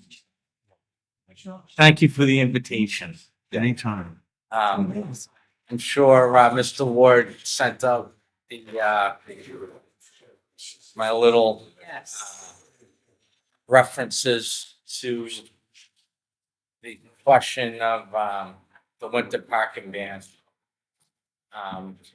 as you all may know, that we have had numerous conversations. What's that? No, we have to keep it open. Numerous conversations within the traffic committee regarding this topic, which we haven't really narrowed down with a solid vote of, is it gonna be like the old school November to April 5th, November 15th, April 15th, complete winter parking ban, or are we gonna still maintain the blue light winter parking ban when there's a forecasted snowstorm between the hours of midnight and 6 a.m.? So, but my conversation with Mr. Ward was that if we were to keep implementing the blue light policy, which I have kind of written down some other points that I would like to, one, do public education, do I guess like signage with a QR code so people be able to go on there and physically sign up for notifications when there is going to be either a snowstorm or snow removal in the downtown area, where they can kind of pinpoint, if we're gonna do snow removal, pinpoint it right down to, the block of High Street. On my handout,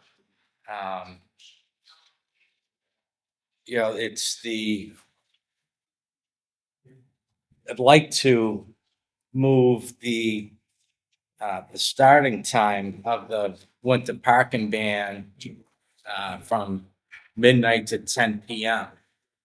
Because generally where our biggest issue is during snow removal on High Street, where we have crews already lined up, queued to go at 10:30, 11 o'clock, but yet we can't enforce the winter parking ban until midnight. And then we have to wait for the tow company to come out. So then we're already 2 hours, hour and a half, 2 hours behind, then having to skip over and keep jockeying back and forth to do a proper cleanup.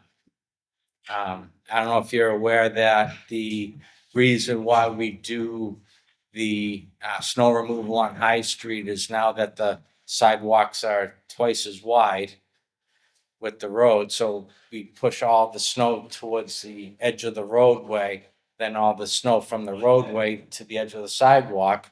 Now that's impeding parking along High Street. So now cars are further out in the lane, narrowing the pathway. So that's why we kind of try to keep up as much as we can with the snow removal itself during the winters, like after at least a 6-inch snowfall.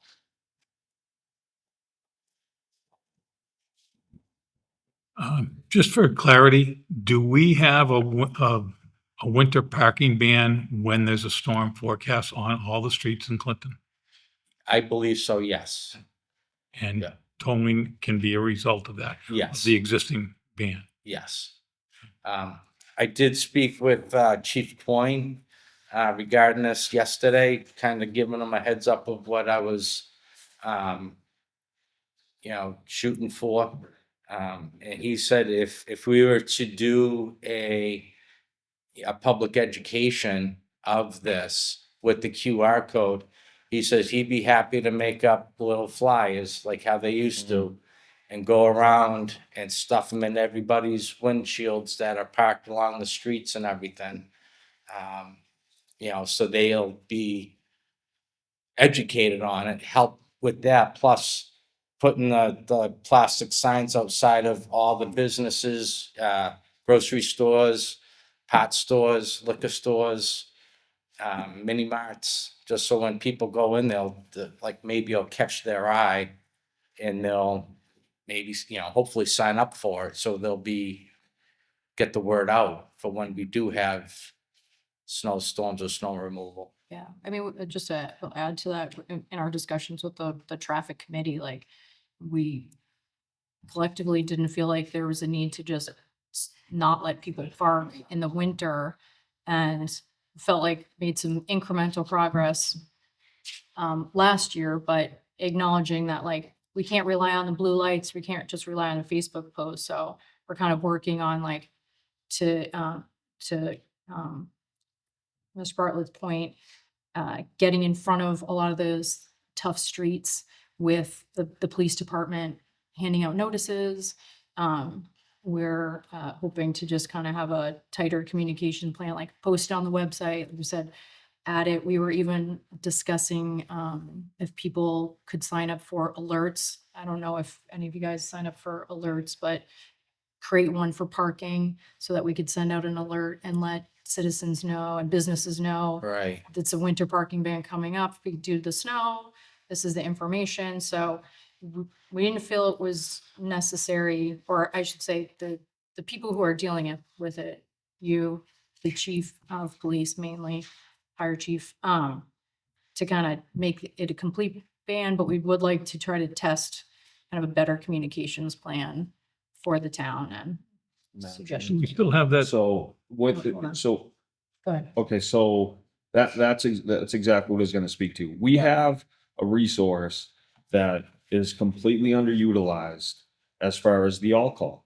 And people can go on and willingly sign up for whatever type of alert. It's not a one-size-fits-all where you sign up for an alert and you get every single alert in town. That's not what it is. If you want Parks and Rec alerts, Yeah. that's all you'll get. So the fact that we don't use this it's a little bit frustrating because geographically you can set it where, the neighborhoods like Grove Street or Nashua Street where it gets congested, or High Street, you wouldn't have to alert people that live on Woodruff Road, right? Yeah. And it's completely underutilized. And I'm gonna keep saying this, when I lived in Salem, they used the blue light special. And if your vehicle was on that street and their blue light was 24 hours, it didn't matter what time the storm was, 24 hours a day, if that blue light was on, you were 100% guaranteed your car was getting towed. There was no ifs and buts about it. And there was never an issue. That's just what it was. And I think that to be more to the communication side of it, when we had that resident from down on High Street that came up and, we made the effort to contact the the Oxford landlord. courts, and then it wasn't relayed. Now you can cut them right out. And at that point, if they sign up for alerts, which can be translated, you have your blue lights, then, the signs I think are a great idea, but I just think there's only so much you're gonna be able to do aside from short of knocking on everybody's door to let them know there's a snow ban. So I think between alerts, Yeah. between the blue lights, Well, I think it's gonna be, hopefully like an update on the website, an update on social media. We're asking, the police department has pretty far reached them. The notices beforehand, the blue lights, the all call, like we're hoping to layer this on so that there is like a well-conditioned group of, there's multiple places where you find your information and you go. And I know that your department too proactively reaches out to the larger buildings that have, yeah. Or, I mean, yeah, yeah. the whole So, downtown area. I don't, we yeah. physically call. there's only Yeah. one that goes directly to them, and that's the all call. Everything else, they have to go to the website, Yeah. they have to go to social media, which is fine. But that all call, they can get it as a text message, which everyone has their phone, Right. or it can be and an email. So like that's one thing that we're giving to them versus they don't have to do anything except. Well, that's why hoping to do some advertisement. Yeah. So not everybody goes on the town website. Not everybody's on the town's Facebook page. By doing this, they'll be going and, oh, what's that? Click. There you go. Yeah. It's there. Couple of, however it goes, if there's a couple of questions to be answered, into your phone number, email address, it's Yeah. done. Matt's comments about the all-call, I agree with that 1,000%, because it's your choice whether you're a receiver of Yeah. those calls. And if you choose to not participate in that and you end up getting towed because I didn't know. Well, the burden's on the people that chose not to know. Right, absolutely. Because you have to be able to clear the streets. Yes. You're working with serious equipment in very difficult conditions, and your drivers should be able to do their job unimpeded. That's my point of view. Is that a motion? That's a motion. Well, the motion, And I don't disagree. I do think we should use it. I think we just want to be careful that if that alcohol is used for emergencies, it doesn't get like overused. Cause then we talk about sign blindness, people will just be like, oh, here's another parking lot, like eventually kind of get people to do it, but it's, I think kind of needed now. and as Matt suggested, it could be geographically targeted. Yeah. Like the big area is High Street during storms and when you're clearing. Yeah. And you don't need to have the whole town aware when you're clearing High Street. And with the, if we were to do that QR code, we'd be able to have, we could put all the information on there, all the municipal parking areas, the timeframes, so. Yeah. And we have to educate and communicate, especially the municipal parking lots, because I know from past experience, I used to check them after storms, and 3 or 4 days later, you can only tell during the winter, but dozens of cars in the various lots that never move. Right. And I think just to segue into the, I think we have something else that the long-term municipal parking, but again, when in Salem, you could park in the muni lots during it. And then it was also a strict, if your vehicle is not gone within X number of hours, it was getting towed from there. And that's, not that I'm advocating to tow anybody, but it's kind of, you just get in that routine of, hey, you can park here. And then when it's done, go back, your street's nice and clean. Yeah. You can clear that. Yeah, that was one of my points that I put in this here was that, the town of Clinton municipal parking areas, during snow events shall be, after the snow event, the vehicle shall be cleared within 12 hours. Yeah. So we're able to finish cleaning up, so it doesn't thaw and freeze and then create big ruts if we get a hard freeze. It might seem like an inconvenience at first, but in the end, everybody's gonna benefit. We from gotta it. start somewhere. Yeah. That's, and that was like, me and Mr. Ward we're talking, it's like, hey, what if we do this and this, and Yeah. and I think that's, a positive step forward. And I want to thank you too, because at the beginning of the beginning of last winter season, I had said, can you like track how much snow we got, what the snow events are? And that really was helpful when we were having those discussions to say, okay, the real aside from a couple outliers, it really is concentrated in a couple months. This is how much it is. So it definitely, I think, moved the discussion forward so we could base it on like data. Right. And, versus just like, if it felt like a lot of snow, or it's like, that was a big one. This is what went well. This is what didn't, and kind of look at, all right, most of it was in February. Most of it was like early March, and where we really might need to up the ante with like, Hopefully we won't have communication. So I appreciate it. Yeah. So it was helpful to see. Yes. Do we need I a know. motion I- by the board to? I think so. I think change it's like the the hour? recommendation of the traffic committee, so I think it would. Well, I'd like to make the motion that there's 3 parts to this motion. One, that the changes in the policy are communicated using every resource that we have to the community, so nobody can say, I didn't know. But that specifically the recommendations that are in your document, number 1, changing the status snow towing operations on High Street or elsewhere to 10 p.m. And also communicating when you're clearing High Street, that it's a parking ban on High Street even long after the storm's over. Right. And you need to be able to do that. And that has to be communicated. And the other thing was the I don't know how to describe it, but your seasonal cleanings of High Street.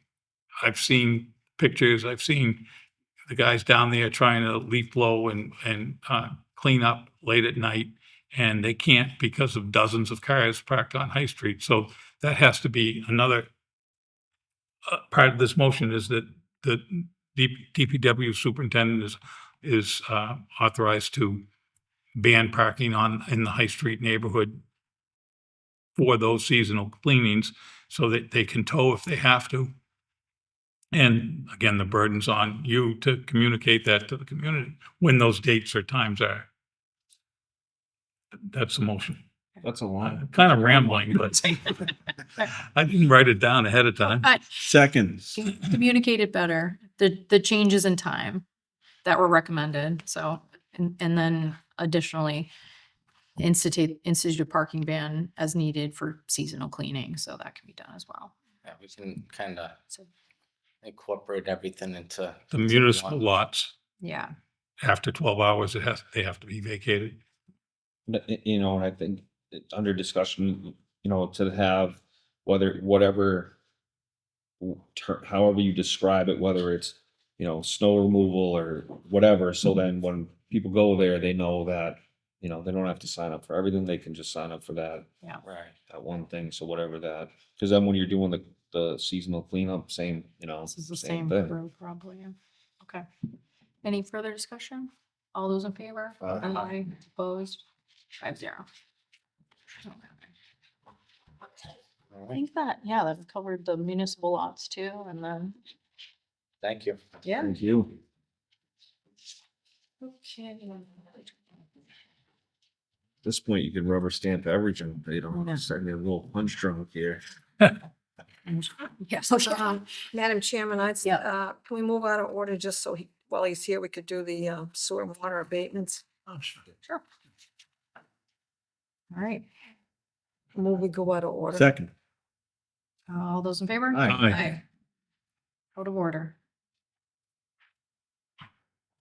Madam Chairman, I move that we approve the request for the abatements in the amount of $1,078.12. Second. Well. Any discussion? All those in favor? Aye. 5-0. Thank you. You're very welcome. Have a good night. Bye-bye. Thanks. All right, next up is the town administrator report.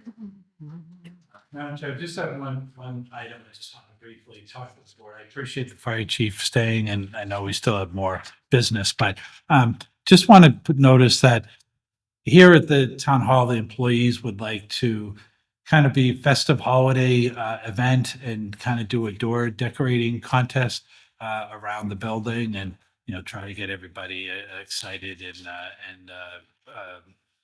be festive with the building hallway. So it is, you know, it's make sure everyone was okay with that and didn't have any questions or any issues. What do they win? I know.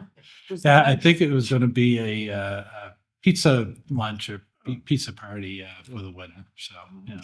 So who will be decorating the Yeah. selectmen's room? I was gonna say. Yeah. You're around, right? No, I'm going to Vermont. Yeah. Yeah. Yeah. Yeah, that sounds like fun. Yeah. Thank you. Thank you. Can't wait to see him. Are you the judge, Mike? No, I haven't been asked yet, so I Oh, okay. might be. So Like, I there's- just was kind of asked for permission to do it, so I'm sure I'll get more details. So, Just for clarity, I don't want to be the judge. I was just asking. right. Thanks.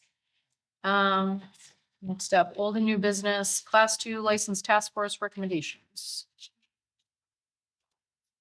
Mary, is there anything with the class 2 with task force? The only thing that I would like to, I don't know if the board was prepared to vote, but I was gonna ask them if they could defer it for a week, because I did have a couple of questions on the conservation end of it.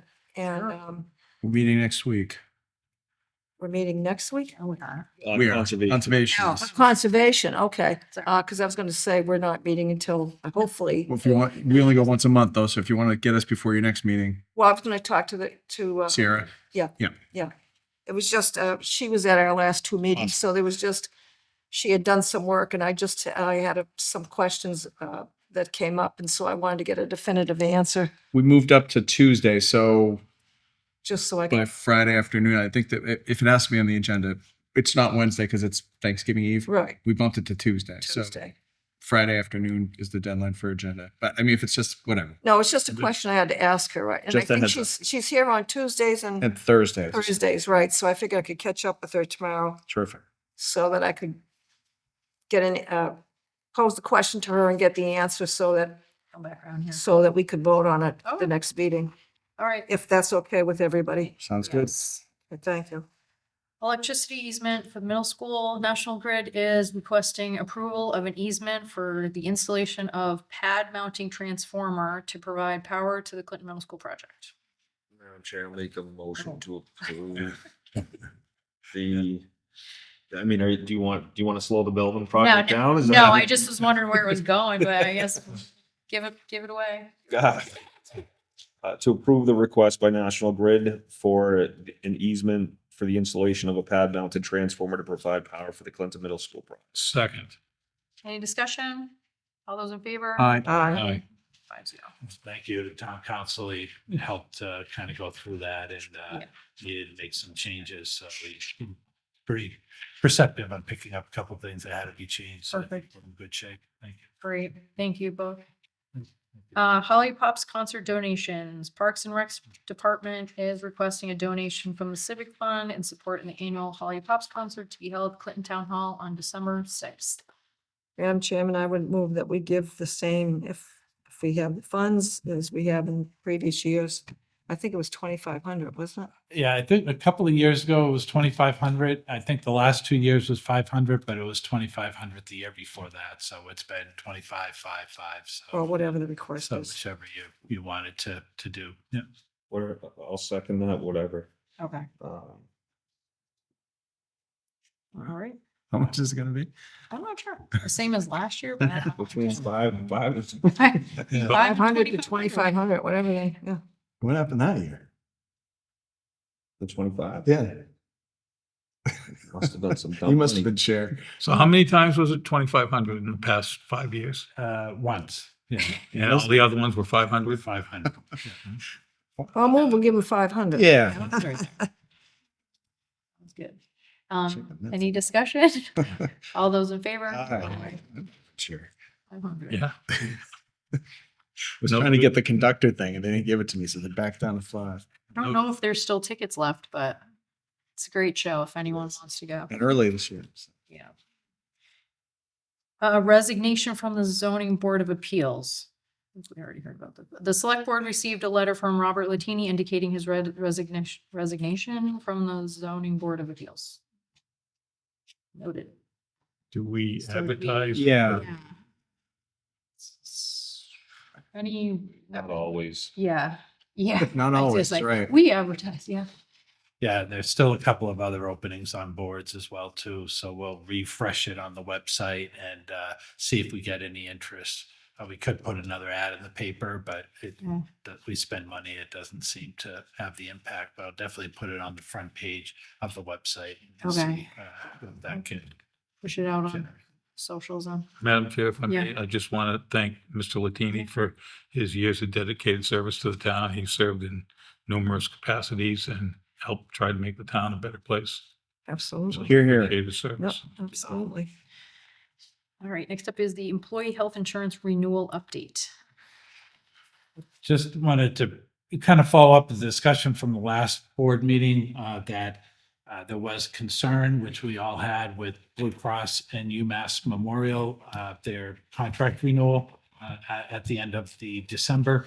They did settle, so that has been resolved. So at least employees can still use providers at UMass without disruption. I know people were getting letters to try to pick new doctors.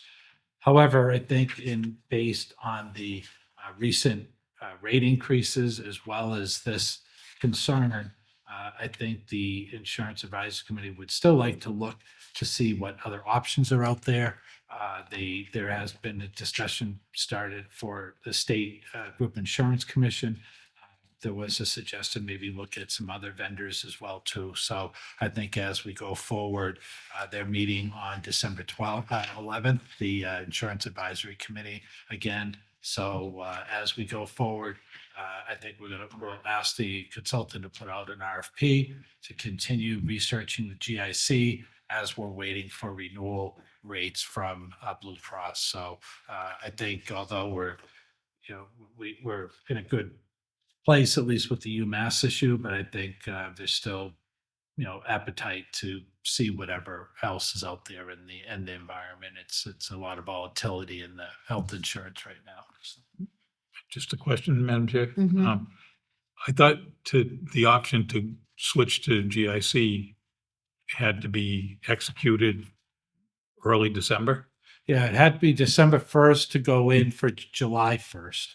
However, GIC does allow a mid-year join. So by July 1st, you can join for the calendar year. So if you wanted to get in for the fiscal year, you'd have to do it by December 1st. If you do the calendar year, we can still wait until they put out their rates and their plan design in the spring.